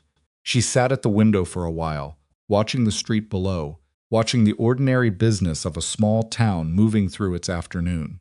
Men on horses, women with baskets. A dog crossing the road with the unhurried confidence of a dog who had calculated the traffic and found it manageable. Dunmore was not a large place. It was not a safe place, not yet, not while Silas Fane was sitting in a cell 2 streets, over making statements to people who wrote things down, not while his lawyer was riding up from Laramie. But it was where the evidence was, and the evidence was what mattered. She pressed her hand carefully against her ribs and breathed as deeply as the pain allowed, and thought about what came next. The way she always thought about what came next, specifically, practically, without the luxury of pretending there was an easy version of any of it. Outside the window, the summer afternoon went on, indifferent, as the sky had always been, offering nothing except the fact of continuing, which was the only fact that had ever actually been hers to count on. False bottom, released exactly the way Evelyn had described. Wade pressed in on the left interior panel of the ledger box and felt the catch give, and the base lifted on a thin leather hinge, and underneath it were 11 pages of unbound documents folded flat against the wood. He spread them on his desk under the lamp and read through them in order, and when he was done, he sat back in his chair and looked at the ceiling for a moment. The Garrett deed was there. Original signatures on the left, Peck's notarization stamp on the right, and in between them, a discrepancy in the legal description of the parcel boundaries that matched exactly what Samuel Garrett had told him. 3 months ago, the deed Garrett had signed described 40 acres along the creek line. The deed Peck had notarized and filed described 31, with the missing 9 acres absorbed quietly into an adjacent parcel registered to Crow Land Holdings of Colorado. 9 acres of creek frontage. Water rights. In Wyoming in a dry year, that was not a minor adjustment. There were 4 other deeds in the same configuration. Different names, different parcels. Same pattern, each one shaved at the edges in ways that would not be immediately obvious to a man who wasn't a surveyor. Each shaving adding creek access or road easement or some other specific value to the holdings registered under the Colorado Company. It was meticulous. It was patient. It was the work of someone who had done this before and understood exactly how much you could take from a man before he noticed, and how to make what you took look like an administrative error rather than theft. Ellis appeared in the doorway. "Lawyer's here," he said. "Rode in an hour ago. Name's Gideon Marsh. He's at the hotel." "I know Marsh," Wade said. Marsh was a Laramie attorney with a reputation for taking cases that other lawyers found inconvenient and finding technical grounds for outcomes that shouldn't have been possible. He was not cheap, and he was not ethical in the way that word was commonly understood, but he was very good at the specific thing he was good at, which was creating enough procedural confusion that juries lost the thread. "He'll be at the jail in the morning," Ellis said. "Then I need to be at the telegraph office tonight." Wade started stacking the documents carefully. "Get me an envelope. A big one." The telegram to the Federal Circuit Court in Cheyenne went out at 9 that evening. It was 4 pages, which the telegraph operator, a young man named Burris, who had the permanent, slightly startled expression of someone processing more information than he'd signed up for, transcribed with increasing wiseness of eye and no comment. Wade paid for it, folded the receipt, and walked back to the jail through the dark main street of Dunmore. Silas was in the back cell. He was sitting on the cot with his back against the wall and his arms across his knees, and when Wade came in, he looked up with the same quality of contained calculation he'd had since the barn. He looked like a man who was waiting, which was different from a man who was beaten. Wade put the envelope of documents on the desk, where Silas could see it from the cell. Not a deliberate show, or rather, a deliberate show that was designed to look practical. He sat down and started writing his own case notes. Silas watched him for a while. "You found the box," he said eventually. "I found the box. Those documents are the property of They're evidence in a federal fraud investigation. Property designation doesn't apply." Wade kept writing. "You want to try that argument on Marsh in the morning. It'll waste about 40 minutes of his time." Silas was quiet for a moment. "Marsh is good. He is. You've got procedural problems with the arrest. My property. No local warrant. Federal warrant supersedes local jurisdiction on fraud charges that cross territorial lines. Your operation crossed 3. Wade looked up. "You want to keep going through these?"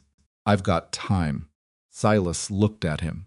He had the eyes of a man who was genuinely intelligent, which was the particular thing about him that Evelyn had understood before anyone else. He was not a stupid man operating on impulse. He was a calculating man who had simply calculated that he wouldn't get caught, and that calculation had been correct for long enough that he'd stopped updating it. "What do you want?" Silas said.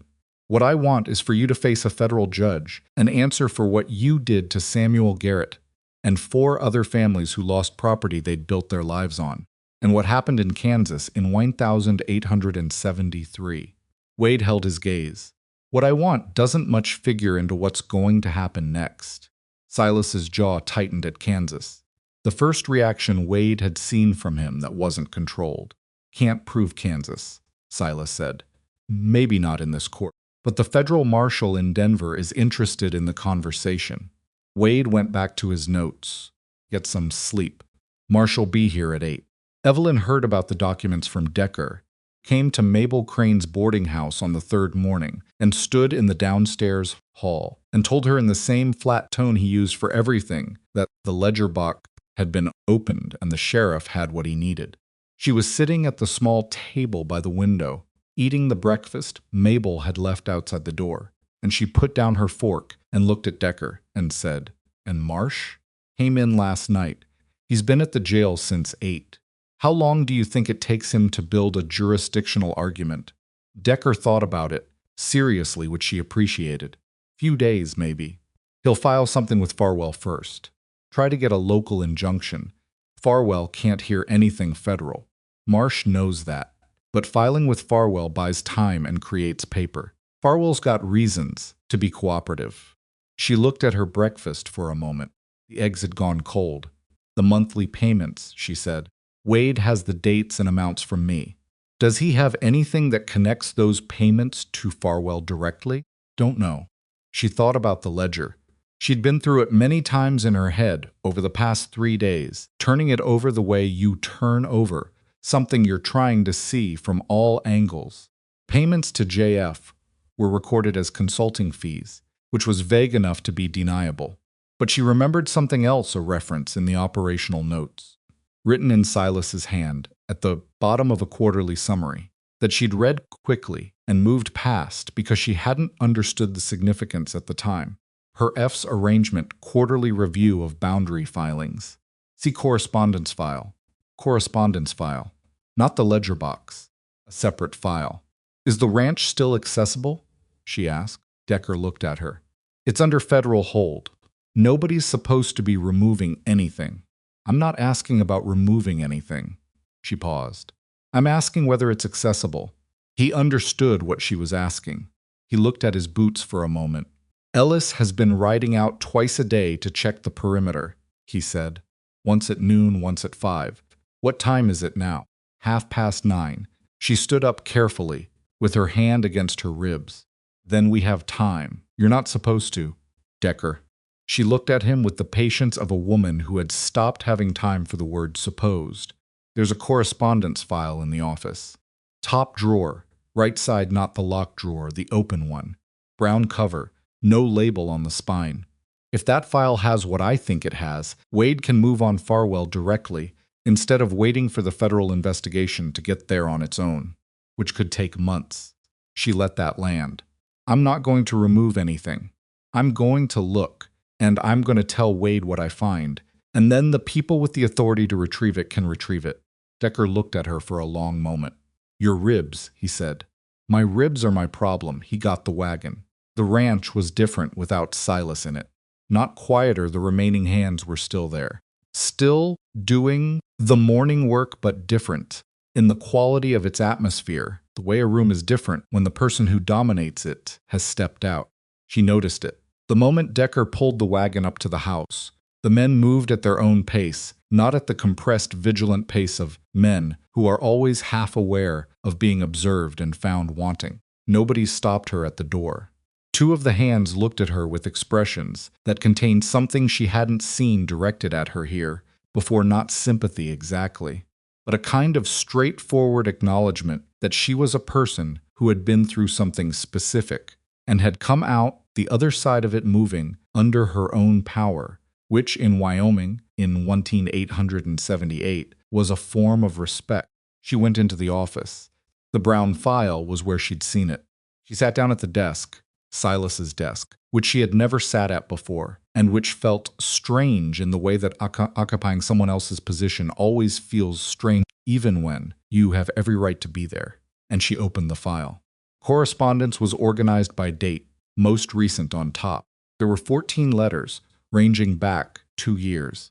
First few were careful the language of men who are feeling out how explicit to be in writing, testing how much they can say before they need to be vague.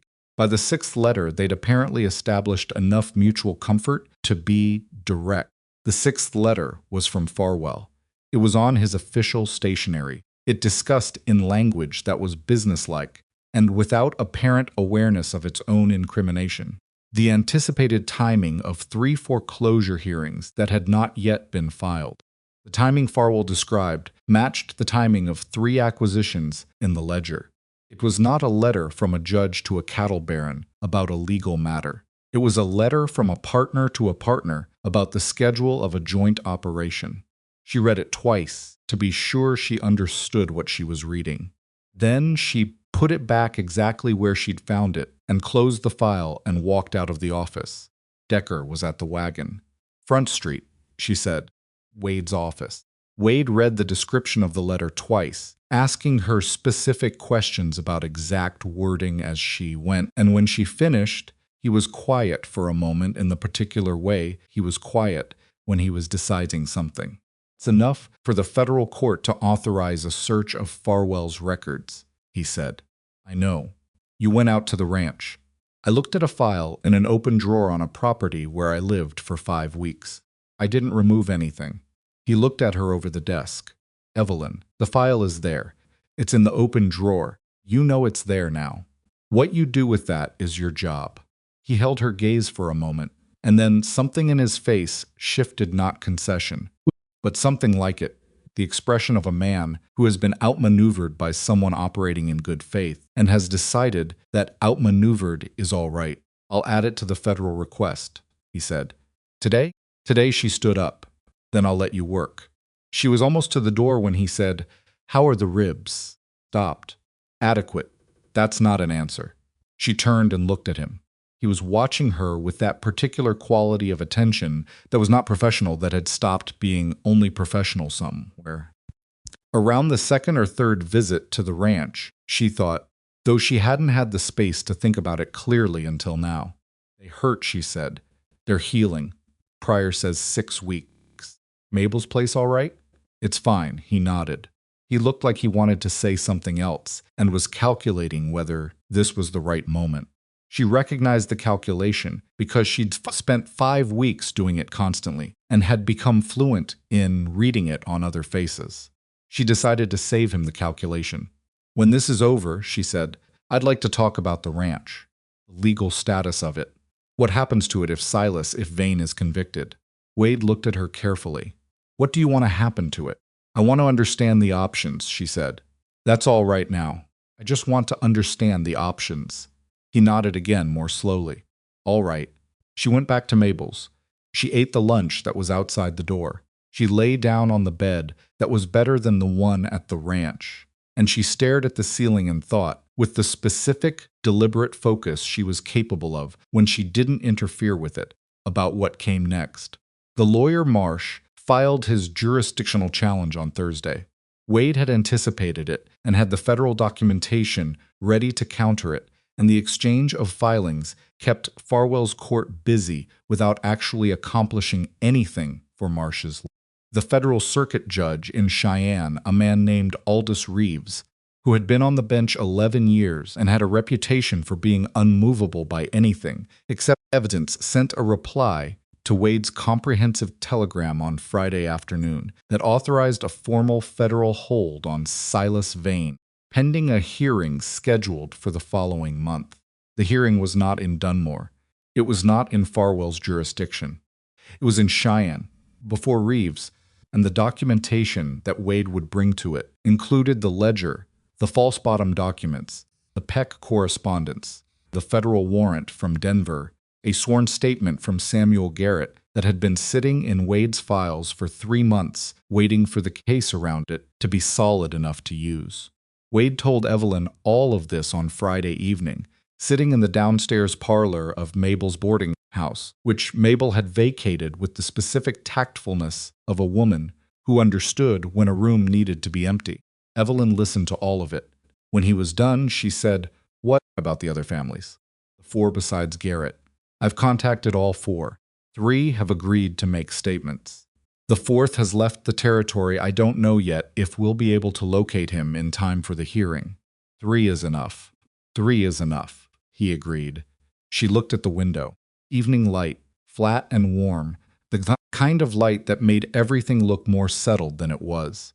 And Farwell? The federal court will look at the correspondence once it's formally retrieved from the ranch. I expect Farwell will be asked to step aside from the bench pending that investigation. Asked, she said. Strongly asked, Wade said, which in federal language means required. She nodded. There's something I haven't told you, he said. She looked at him. The woman in Kansas, he said. Her name was Clara Hobbs. She had a sister in Missouri who's been looking for answers for 5 years. I wrote to her last week. He paused. She wrote back.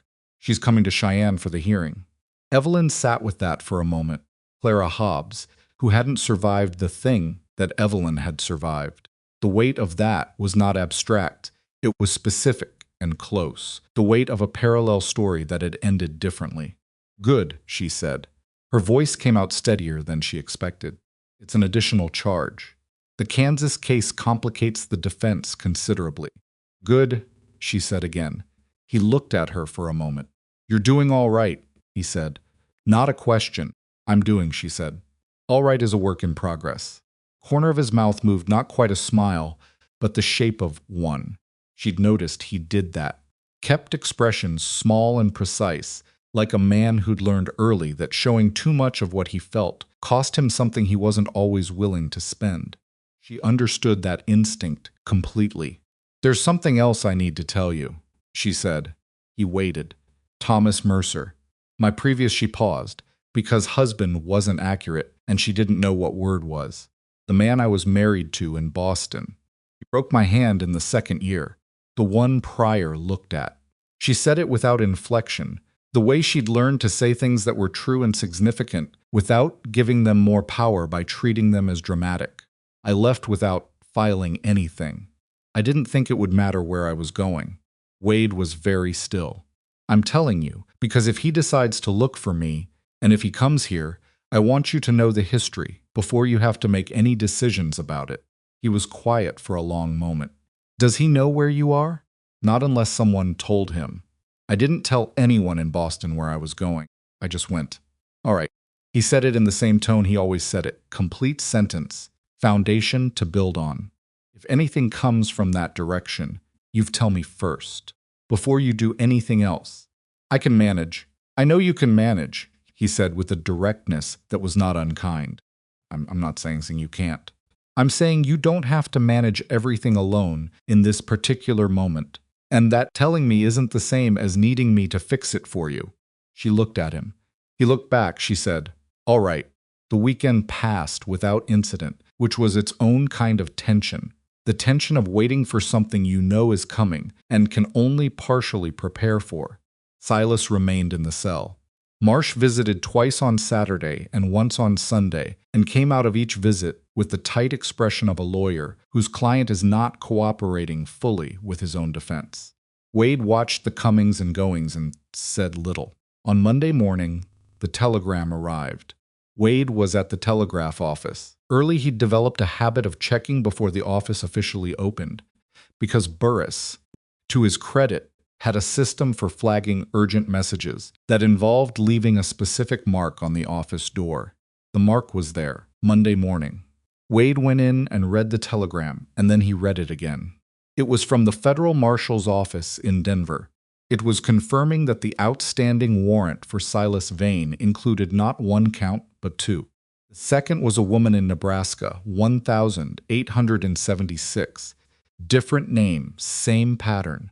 Property transferred after death. Death recorded as accidental. 2 women, 2 states. Before Wyoming and before Evelyn.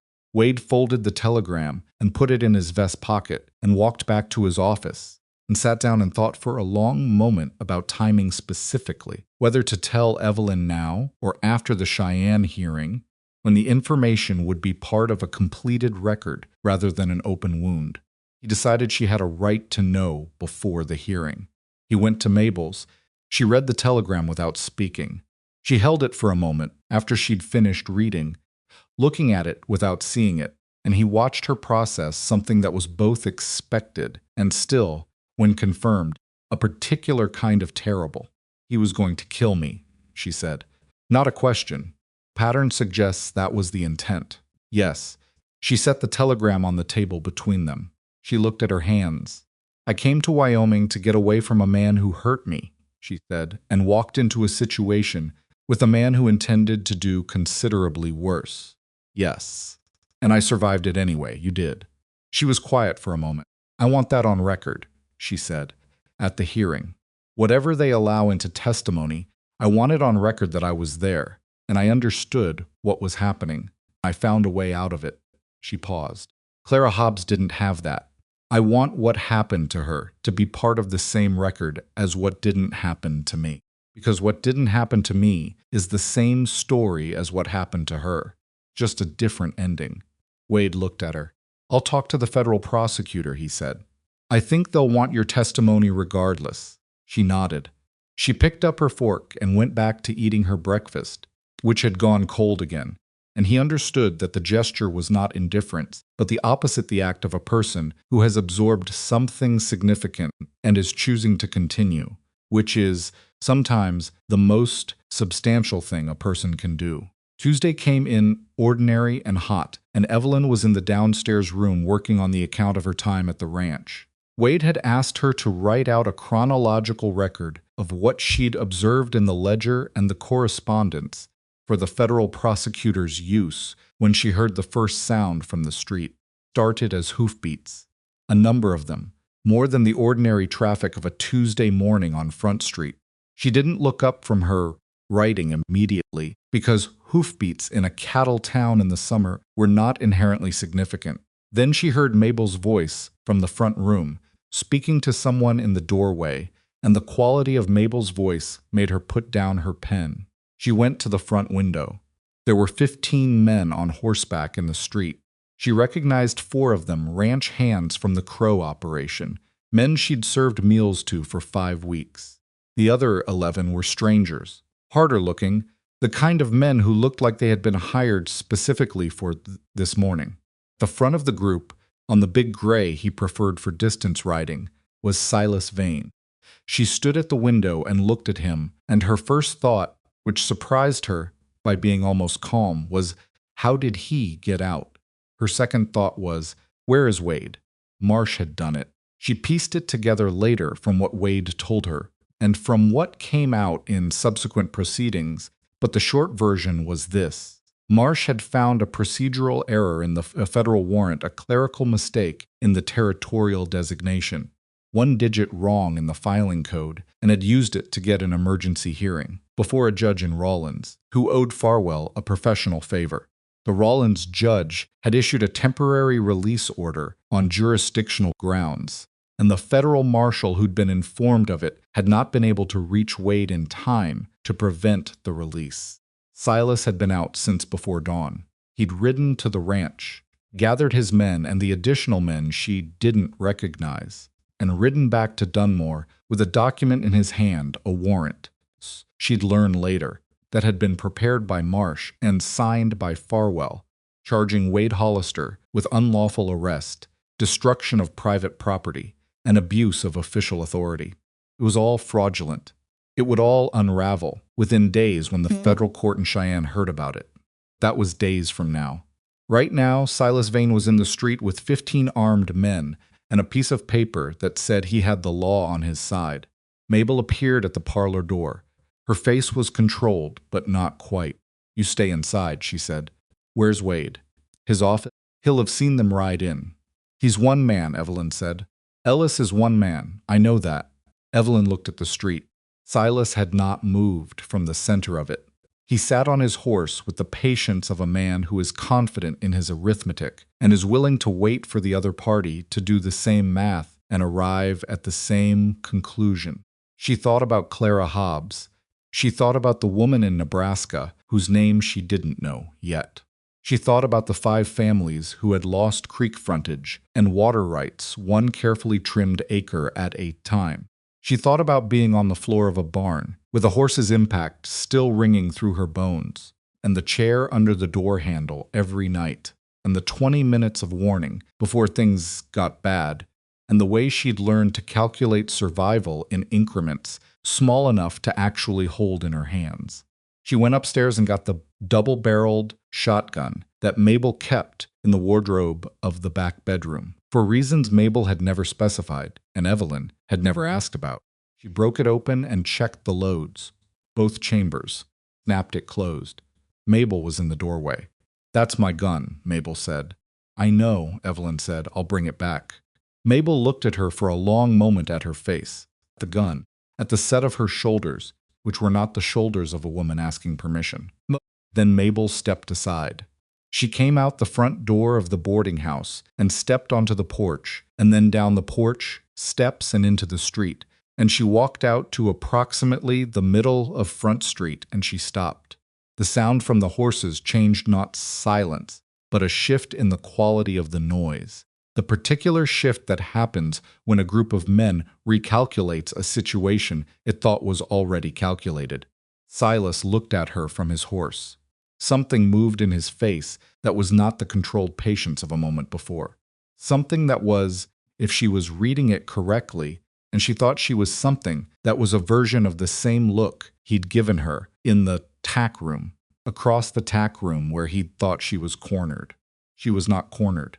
She stood in the middle of Front Street in Dunmore, Wyoming, with Mabel Crane's shotgun in her hands, and 5 weeks of the specific education that Silas Vane had inadvertently given her about property records, about document trails, about what men like him feared most, which was not force but exposure, and she looked at him without looking away. Down the street, she heard the door of Wade's office open. Silas raised his rifle. "This is not your fight," he said. "Go inside, Evelyn." "This is entirely my fight," she said. "It started the moment you put your hand on my face at the train station." Several of the hired men were looking at each other. The ranch hands she recognized were very still. "You don't understand what you're doing," Silas said. "I understand exactly what I'm doing." She kept her voice at the same level it always was, not raised, not performing. The voice of a woman stating facts. "Your real name is Silas Vane. You have 2 outstanding murder warrants from Denver, a fraud case being heard in Cheyenne next month, and a forged warrant in your hand signed by a judge who's already under federal investigation for taking your money." She paused. "You have 15 men with guns. What you don't have is anywhere to go from here. That isn't a federal prison." The hired men were definitely looking at each other now.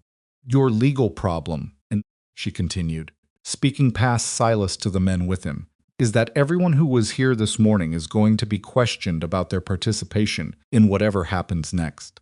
Armed intimidation of a federal witness is a separate charge from whatever Mr. Vane has already accumulated." She let that sit for a moment.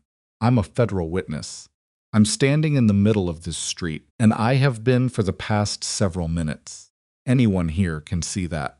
2 of the hired men pulled their horses back, then a third.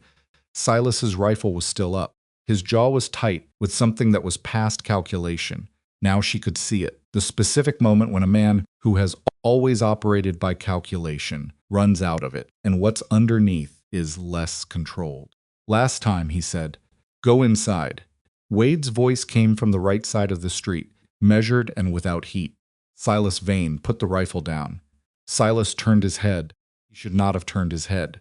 The shot came from Wade's position, and it was aimed with the same precision as the shot in the barn, not to wound in any serious way, but to end the specific immediate problem, which was the rifle. The rifle went one direction. Silas went another, off the horse, hitting the ground on his right side and coming up on his knees, with hand clutched to his shoulder, and the particular expression of a man whose body has just refused to cooperate with his intentions. The remaining hired men put their hands up in the progressive way that groups of men put their hands up when the arithmetic changes fast 1, then 2, then all of them, reading each other and adjusting. The ranch hands she recognized were already off their horses.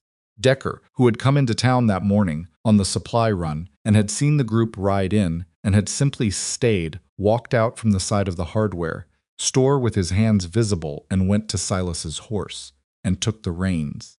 Front Street was very quiet. Evelyn lowered the shotgun. Her arms were shaking, not from fear, from the specific tremor of adrenaline expending itself, the body's accounting of what it had just spent. She let the shaking happen because there was no particular reason not to. Ellis was already coming down the street with irons. Wade crossed to where she was standing. He looked at her in that careful, direct way, checking, the way a person checks something they were worried about, and she looked back and gave him the small nod that communicated what words would have taken longer to say. "It's over," he said. "For today," she said, because she was practical about things, and she knew that Marsh was still in town, and the Rawlins judge still existed, and the federal hearing was still a month away. Today was not the end of anything except this specific morning. This specific morning had been something. She handed Mabel's shotgun to Wade and turned and walked back to the boarding house, past the men with their hands up and the horses that were beginning to settle, through the door that Mabel held open. And she sat down at the table where her account of the ledger entries was still spread across the surface, and she picked up her pen. She had work to do. The record wasn't going to write itself, and the hearing in Cheyenne was 26 days away, and every day between now and then was a day she could use or lose, and she had spent enough days losing them. She found her place on the page and kept writing. The 26 days between Front Street and the Cheyenne hearing were not quiet days. Marsh filed 3 separate motions in the week following the standoff, each one designed to delay, complicate, or redirect.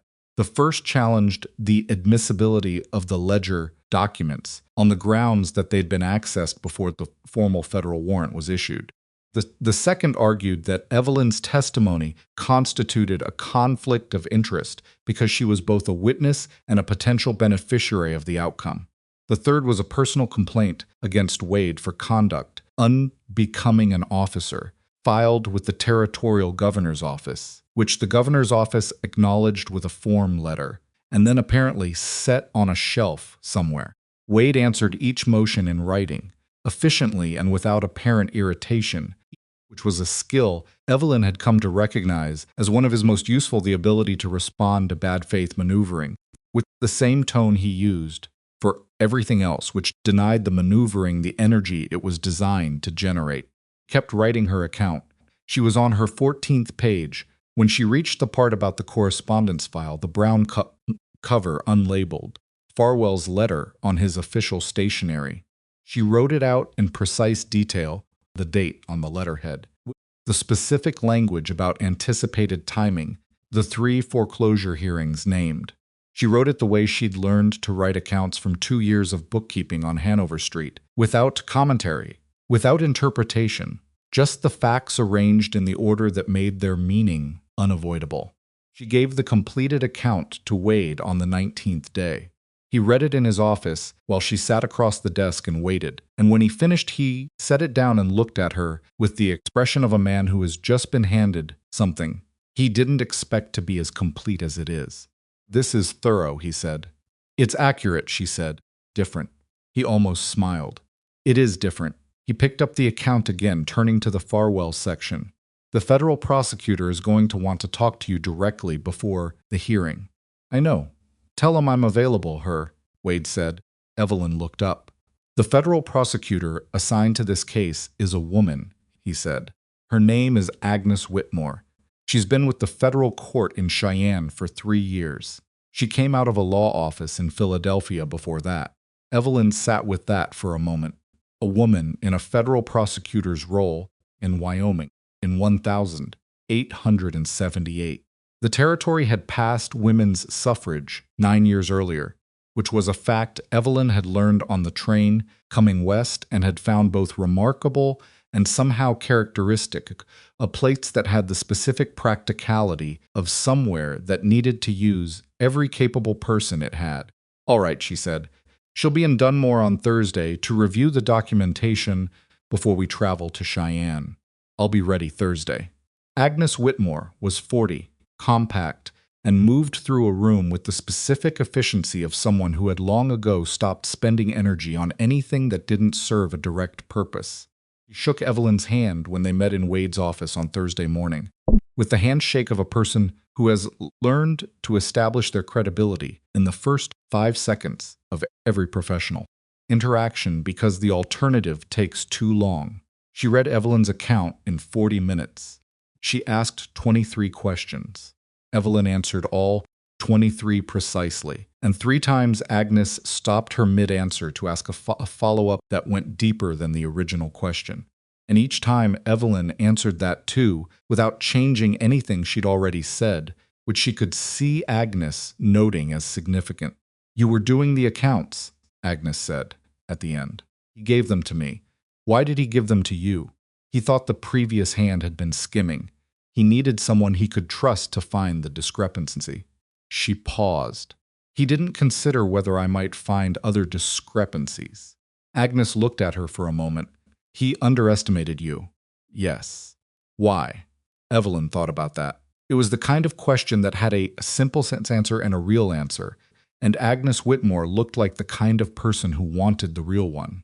Because I was heavy and quiet, and I'd come from a placement agency in Boston, she said. Men like him look at a woman like that, and they see someone who's already been reduced. Someone who's made peace with a diminished version of her life. They don't think to look for what's still working underneath. Agnes held her gaze for a moment. Then she wrote something on her pad and moved on to the next question. They went to Cheyenne on the 24th day, a group of 5, Evelyn, Wade, Ellis, Agnes, and Decker, who had agreed to testify about what he'd witnessed over 11 years of working the Crow operation, and had done so with the particular resolution of a man who has decided that the cost of staying quiet has finally exceeded the cost of speaking. He told Evelyn the night before they left that he was going to lose the work, no matter how this ended, and he'd made his peace with that. You did what you could when you could, she told him. I did what was easy, he said. That's not the same thing. She didn't argue with him. He was right, and he knew he was right, and letting him own that was more respectful than telling him it was fine when it wasn't. The train to Cheyenne took 4 hours. Evelyn sat by the window and watched Wyoming go past and thought about the train that had brought her in the other direction. 2 months ago, the worn suitcase and the knotted stomach, and the very specific hope and the Wyoming boss that somewhere between Baden and Wyoming territory, she might be able to put enough distance between herself and Thomas Mercer to breathe. She was breathing. That part had worked. The rest of it had been considerably more complicated than she'd anticipated. The federal courthouse in Cheyenne was a different category of building from anything. Dunmore contained stone-fronted, 3 stories, with the authority of permanence built into every surface. Judge Aldous Reeves was 61, broad-faced, with a manner in the courtroom that was so thoroughly without theater that it created its own kind of weight. He did not perform seriousness. He simply was serious, and everyone in the room adjusted accordingly. Marsh was there, with 2 additional attorneys he'd brought from Laramie, told Evelyn that Silas, sitting at the defense table, with his shoulder bandaged and his face arranged in the composed expression she recognized as his version of strategic patience, had spent considerably on his legal situation. It also told her that Marsh had assessed the documentation and determined that the case required more resources than he'd initially estimated. Clara Hobbs's sister was there. Her name was Ruth, and she was perhaps 50, with a face that showed the specific aging of someone who has spent years living with unresolved grief. She sat in the gallery behind the prosecutor's table, and she looked at Silas, for the first moment that he was brought in, with an expression that was not rage and not sorrow, but something past both of those, the expression of someone who has been carrying something heavy for a very long time, and has arrived at the place where she might be able to set it down. Evelyn sat beside her during the first day's proceedings. She didn't say much. Neither did Ruth. Sometimes that's enough, the simple fact of 2 people who understand the same specific thing sitting in the same room and not having to explain it to each other. The hearing ran 3 days. Agnes Whitmore presented the case with the same economy she applied to everything else. No theatrical flourishes, no appeals to sentiment, just the evidence in the sequence that made its logic undeniable. Forged deeds, the Peck connection, the Colorado Holding Company and its registration under the name Silas Vane rather than Silas Crow, Denver warrant, the Nebraska case documented, Kansas case documented, the monthly payments to J. F. cross-referenced against the Farwell correspondence, now officially entered, as evidence following a federal search of Farwell's court records the previous week. Farwell had resigned from the bench on the 20th day, citing health reasons, which was the specific phrasing that men in his position used when the alternative was being removed. His resignation did not prevent the federal investigation. It just meant he'd be answering questions as a private citizen rather than as a sitting judge, which Agnes had told Evelyn was, from a prosecutorial standpoint, actually preferable. Marsh's defense was technically skilled and ultimately insufficient. He challenged the warrant. Reeves overruled. He challenged the admissibility of the correspondence. Reeves overruled. He challenged the chain of custody on the ledger documents. Agnes produced the full documentation of retrieval, and Reeves overruled. He argued that the Kansas and Nebraska cases were separate jurisdictions and inadmissible as pattern evidence. Reeves allowed them as pattern evidence and noted for the record that he found the pattern significant. Evelyn testified on the second day for 3 hours. She sat in the witness chair and answered Agnes's questions in the same precise voice she'd used for everything. And she watched Marsh during cross-examination with the same attention she'd used, watching Silas in the kitchen, looking for the specific signals that preceded a bad outcome so she could position herself correctly before it arrived. Marsh tried 4 different angles of approach. She answered each one factually and didn't give him anything to work with that he hadn't brought in himself. At one point, Marsh said, with the particular tone of a lawyer who is trying to suggest a narrative through the phrasing of a question, Mrs. Crow, isn't it true that you stood to benefit financially from Mr. Crow's legal difficulties? The marriage was fraudulent, she said. That's been established. My name is Miss Mercer, and I stood to benefit from not being murdered, which is a different category of financial interest. The gallery made a sound. Reeves raised an eyebrow, but didn't intervene. Marsh moved on. Reeves delivered his findings on the afternoon of the 3rd day. Silas Vane was found guilty on 7 counts of property fraud, 4 counts of document falsification, 2 counts of conspiracy with a licensed notary, and 2 counts of murder in the first degree, Clara Hobbs of Kansas, and a woman named Dora Mills of Nebraska, whose name Evelyn had not known until it was read into the record that morning. The sentence was life imprisonment at the federal penitentiary in Colorado. No possibility of release. The courtroom was not dramatically silent when the sentence was read. Life went on in the ordinary way it goes on. Someone coughed. The clerk wrote in his ledger. Marsh conferred quietly with his associates in the specific subdued way of lawyers processing an outcome they'd prepared for but had hoped to avoid. Silas sat at the defense table without visible reaction, which was the most honest thing she'd ever seen him do. He'd always been a man who controlled his face. He controlled it now. The difference was that now there was nothing left behind the control to protect. Ruth Hobbs, in the gallery, pressed both hands flat against her thighs and looked at the ceiling for a long moment, and then looked at her hands again. Evelyn watched her and felt something that was complicated and took a while to identify, not satisfaction, which seemed too clean a word for it, and not relief. Didn't account for the weight of what Dora Mills and Clara Hobbs had paid to make this moment possible. It was something more like reckoning. The feeling of a scale finally showing its true reading after being rigged for years. Thought, 2 women didn't survive him. I did. There's no version of that fact that makes the 2 who didn't survive into a footnote. If I do nothing with the fact that I'm still here, that's the only version of this that would actually be a waste. She held that thought for a moment. Then she stood up, because the proceedings were concluding, and there were things that still needed to be done. She spoke to Ruth Hobbs in the corridor outside the courtroom, while the attorneys finished their paperwork. Ruth was composed in the specifically exhausted way of someone who has just put down something heavy and hasn't yet figured out how to stand without it. She looked at Evelyn with eyes that were red at the edges but dry. Did she suffer? Ruth said.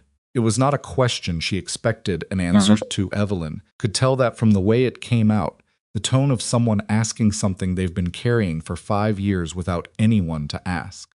Evelyn said. She wasn't going to give her a comfortable lie. I know she was smart. She was a person who made a decision that made sense with the information she had, and the information was wrong because he made it wrong. That's not the same as being foolish. Ruth looked at her for a moment.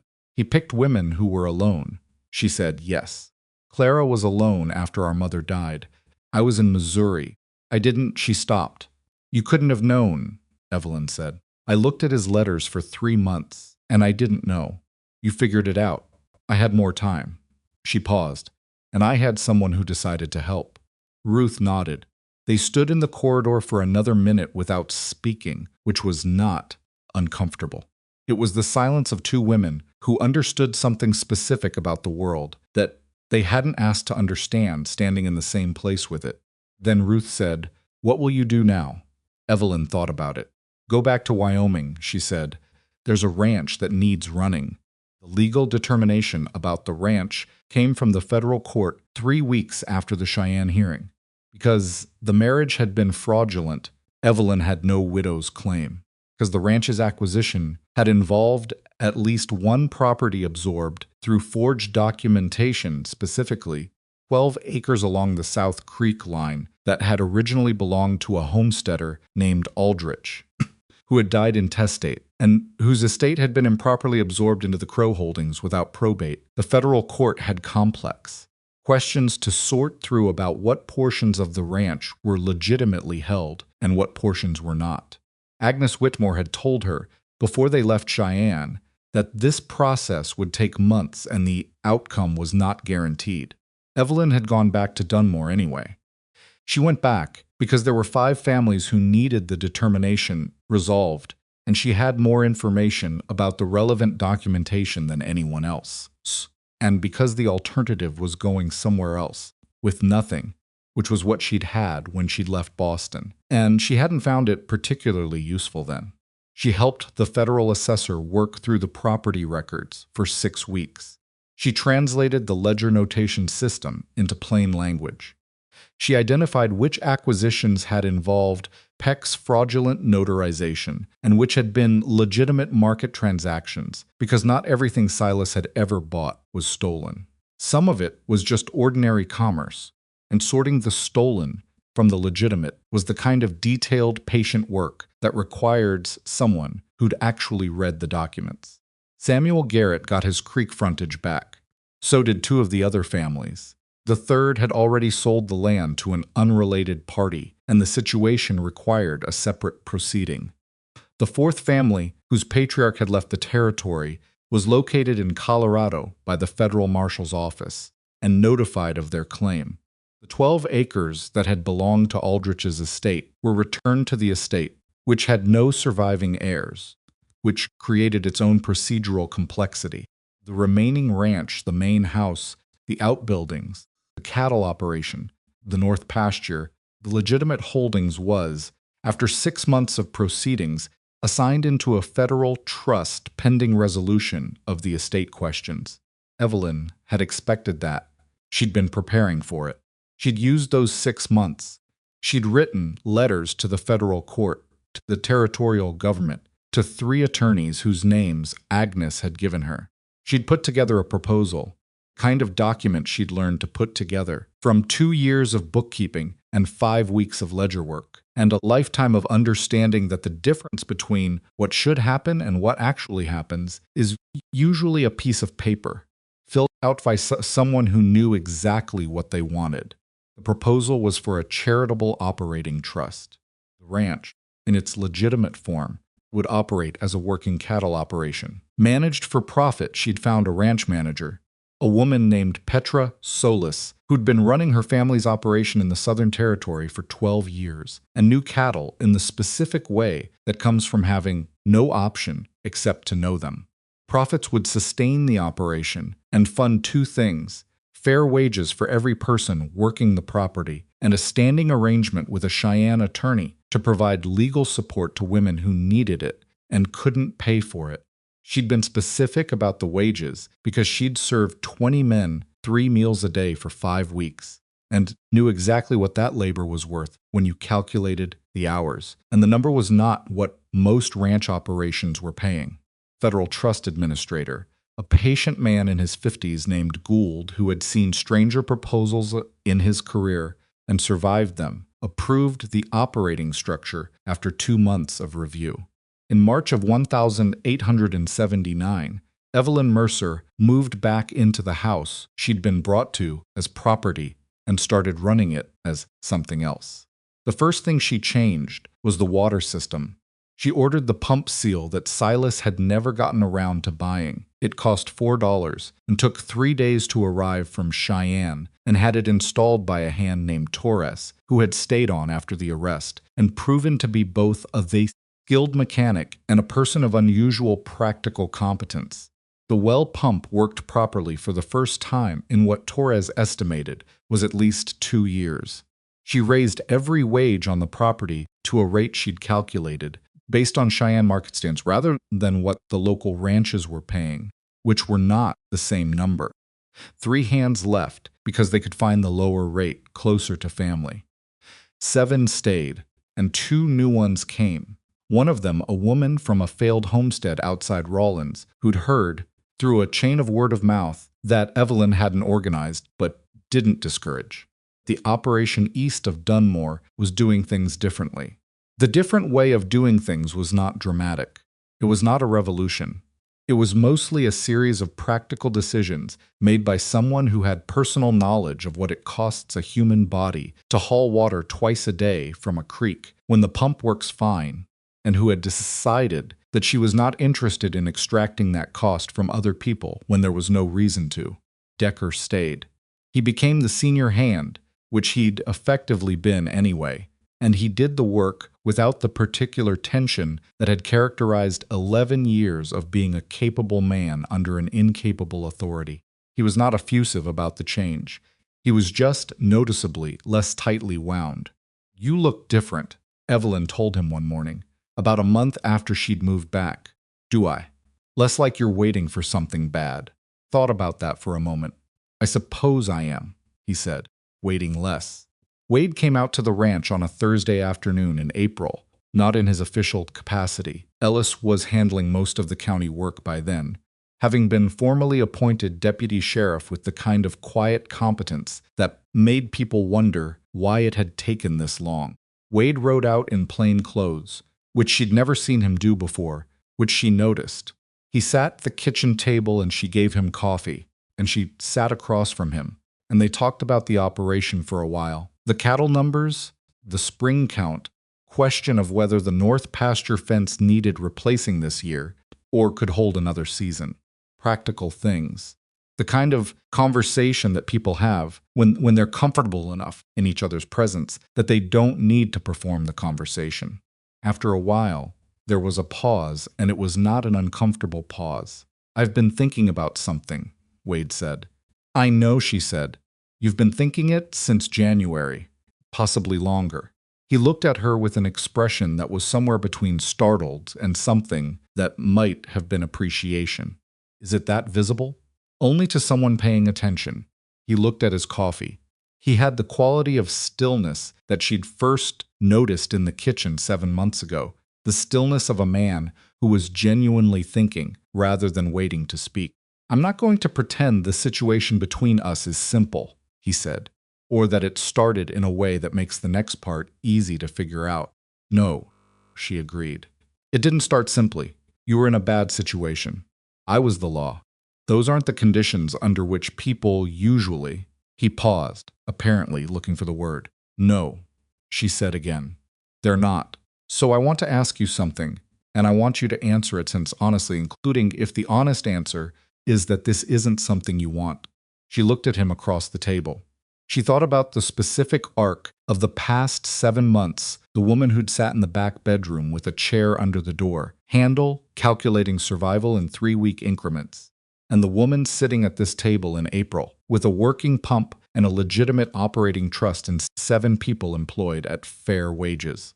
She thought about how much of the distance between those 2 versions of herself she'd covered under her own power, and how much of it she'd covered because someone had decided, with very little initial reason to, that she was worth the trouble of helping. She thought about what it meant to let someone close after what Thomas Mercer had done and after what Silas Vane had intended. She thought about the fact that thinking about it too long was itself a kind of answer, because she'd spent enough of her life managing danger to know what the specific feeling of safety felt like, and what it felt like was this kitchen, this table, this particular man who had never once spoken to her as if she were a problem he was solving rather than a person he was talking to. "Ask," she said, he asked. It was not an elaborate question. It was the same kind of question he asked everything direct, without ceremony, without making the stakes larger than they already were. He asked if she'd be willing to see where something could go, between them, in the specific, difficult context of who they both were and how they'd come to know each other. Asked it like a man who understood that he might be refused and had decided to ask anyway. She said yes. Not immediately. She let it sit for a moment, because she was not a woman who made important decisions without sitting with them first. And he was not a man who would mistake thoughtfulness for hesitation. She said yes in the same voice she used for everything that mattered, no performance around it, just the word and what it meant. He nodded. He drank his coffee. She drank hers. Outside, the April wind came across the Wyoming flats and moved through the grass in the way that wind moves through grass in spring, which is differently than in summer, less like a wall and more like a question, tentative and searching, not yet sure of itself. It was not romantic. It was just wind. But it was also the first spring she'd been here, and the first spring she'd been somewhere that was hers in any meaningful sense. And those two facts together created something she didn't have a word for, that was not too large or too small. The Cheyenne attorney Agnes had recommended came to the ranch in May. Her name was Dorothea Brent, and she was 38, and had a case file that was already 3 inches thick with women who had been told, in various ways, by various systems, that what had happened to them was not something the law was equipped to address. She and Evelyn sat at the kitchen table for 4 hours and went through the operating trust documents and identified the specific ways the legal support arrangement could be structured so that it actually functioned rather than existing only on paper. The first woman who came through that arrangement arrived in June. She was from a ranch 40 miles south, and she had 2 children and a situation that was specific and familiar and required, mostly, someone to help her understand what her options actually were, rather than only what she'd been told they were. Evelyn sat with her for an afternoon and answered her questions and did not tell her what to do, because she knew from personal experience that being told what to do by someone who thought they knew better was not the same as being helped. The woman made her own decisions. Evelyn helped her understand which of those decisions the law could support. Dorothea Brent handled the filings. It was not a solution to anything large. One woman, one situation, one set of documents. But Evelyn had learned to think in specific increments what the next fixed point was, what was actually achievable from where she was standing, and this was the next fixed point, then the one after that. There is a thing that happens to people who survive something they weren't supposed to survive, which is that the world outside them doesn't always know what to do with them afterward. People expected Evelyn to be grateful in a visible way, or damaged in a visible way, or changed in some direction that would be easy to categorize and understand. She was none of those things in any simple sense. She was a woman who had been through a specific education, brutal, unwanted, administered by people who intended her harm, and had come out the other side of it, knowing things she hadn't known before, which she was now using. People sometimes asked her, in the careful phrasing of people who want to ask about something painful, without seeming to want to, how she had gotten through it. She never had a satisfying answer for them, because the honest answer was not inspiring in the way that people hoped. She had gotten through it by calculating, day by day, what the next available move was, by paying attention to details that other people dismissed, by being willing to ask for help when help was the most practical option, and being equally willing to act alone when acting alone was what the situation required. She had not gotten through it because she was stronger than other women, or braver, or possessed of some quality that Clara Hobbs and Dora Mills had lacked. She had gotten through it because of a margin, a small, specific margin of circumstance and timing, and the fact that one man had decided to come back to a ranch a second time to check on a woman he'd seen in a kitchen with her sleeve pulled down. She thought about that margin sometimes. She thought about how easily it could have been otherwise. She didn't let herself stay too long with that thought, not because it was too painful, but because Staying with it too long felt like it was diminishing the work she still had in front of her. Clara Hobbs and Dora Mills didn't survive. She did. The only thing she could do with that fact that wasn't a waste was keep moving and keep working and keep using what she knew in the ways that it could actually help. That's what she did. By the fall of 1879, the ranch employed 11 people at wages that were, by Petrosolis's accounting, approximately 30% above regional average, and were sustainable at current cattle prices with adequate margin for a poor year. The Garrett family had their creek frontage back and had replanted the kitchen garden along the water line that had been theirs before Silas's trimming of the deed description. 2 of the other affected families had settled their claims and rebuilt. Harlan Peck, the notary from Rawlins, had lost his license and pled to reduced charges in exchange for full cooperation with the federal case. He'd given Agnes everything she needed about the mechanics of the forgery operation, which had been more extensive than even the Dunmore documentation suggested.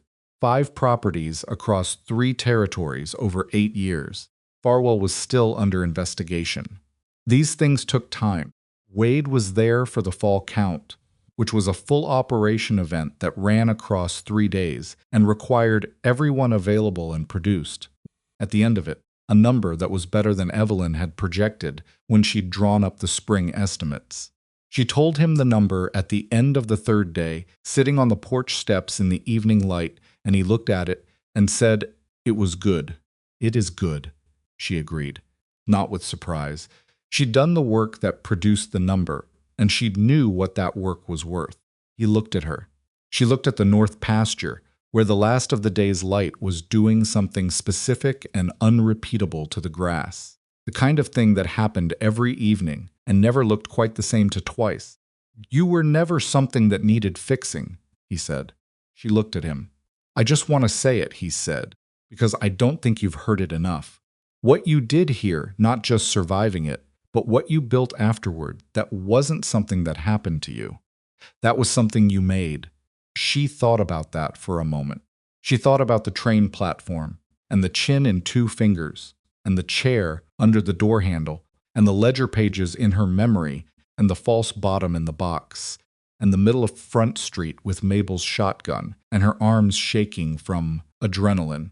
She thought about the 11 people on the payroll, and the working pump, and the woman from 40 miles south, and Dorothea Brent's 3-inch case file. She thought about all the women who would come after her, who were somewhere right now calculating their next fixed point, trying to figure out what was actually achievable from where they were standing, hoping someone would decide they were worth the trouble of helping.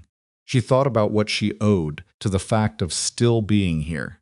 "I know," she said, quietly, but with the full weight of meaning it. The light moved across the grass. The wind was neither gentle nor harsh. It was just Wyoming, doing what Wyoming did, indifferent and enormous and completely without opinion about anything that happened inside it. Evelyn Mercer sat on the porch steps of the ranch she'd rebuilt and breathed, cleanly and without pain, the way a woman breathes when she is where she intends to be. She had come to this territory with a worn suitcase and the dim hope of distance. What she'd found was harder than anything she'd imagined, and more than she'd known to want. She was not fixed. She was not finished. She was not, by any ordinary measure, uncomplicated or at peace in the smooth, resolved way of stories that end before the real work starts. But she was here. That had always been the thing she'd fought for, without quite naming it. Not happiness, not rescue, not even justice, though she'd helped build that too. Just the right to still be here. She had it.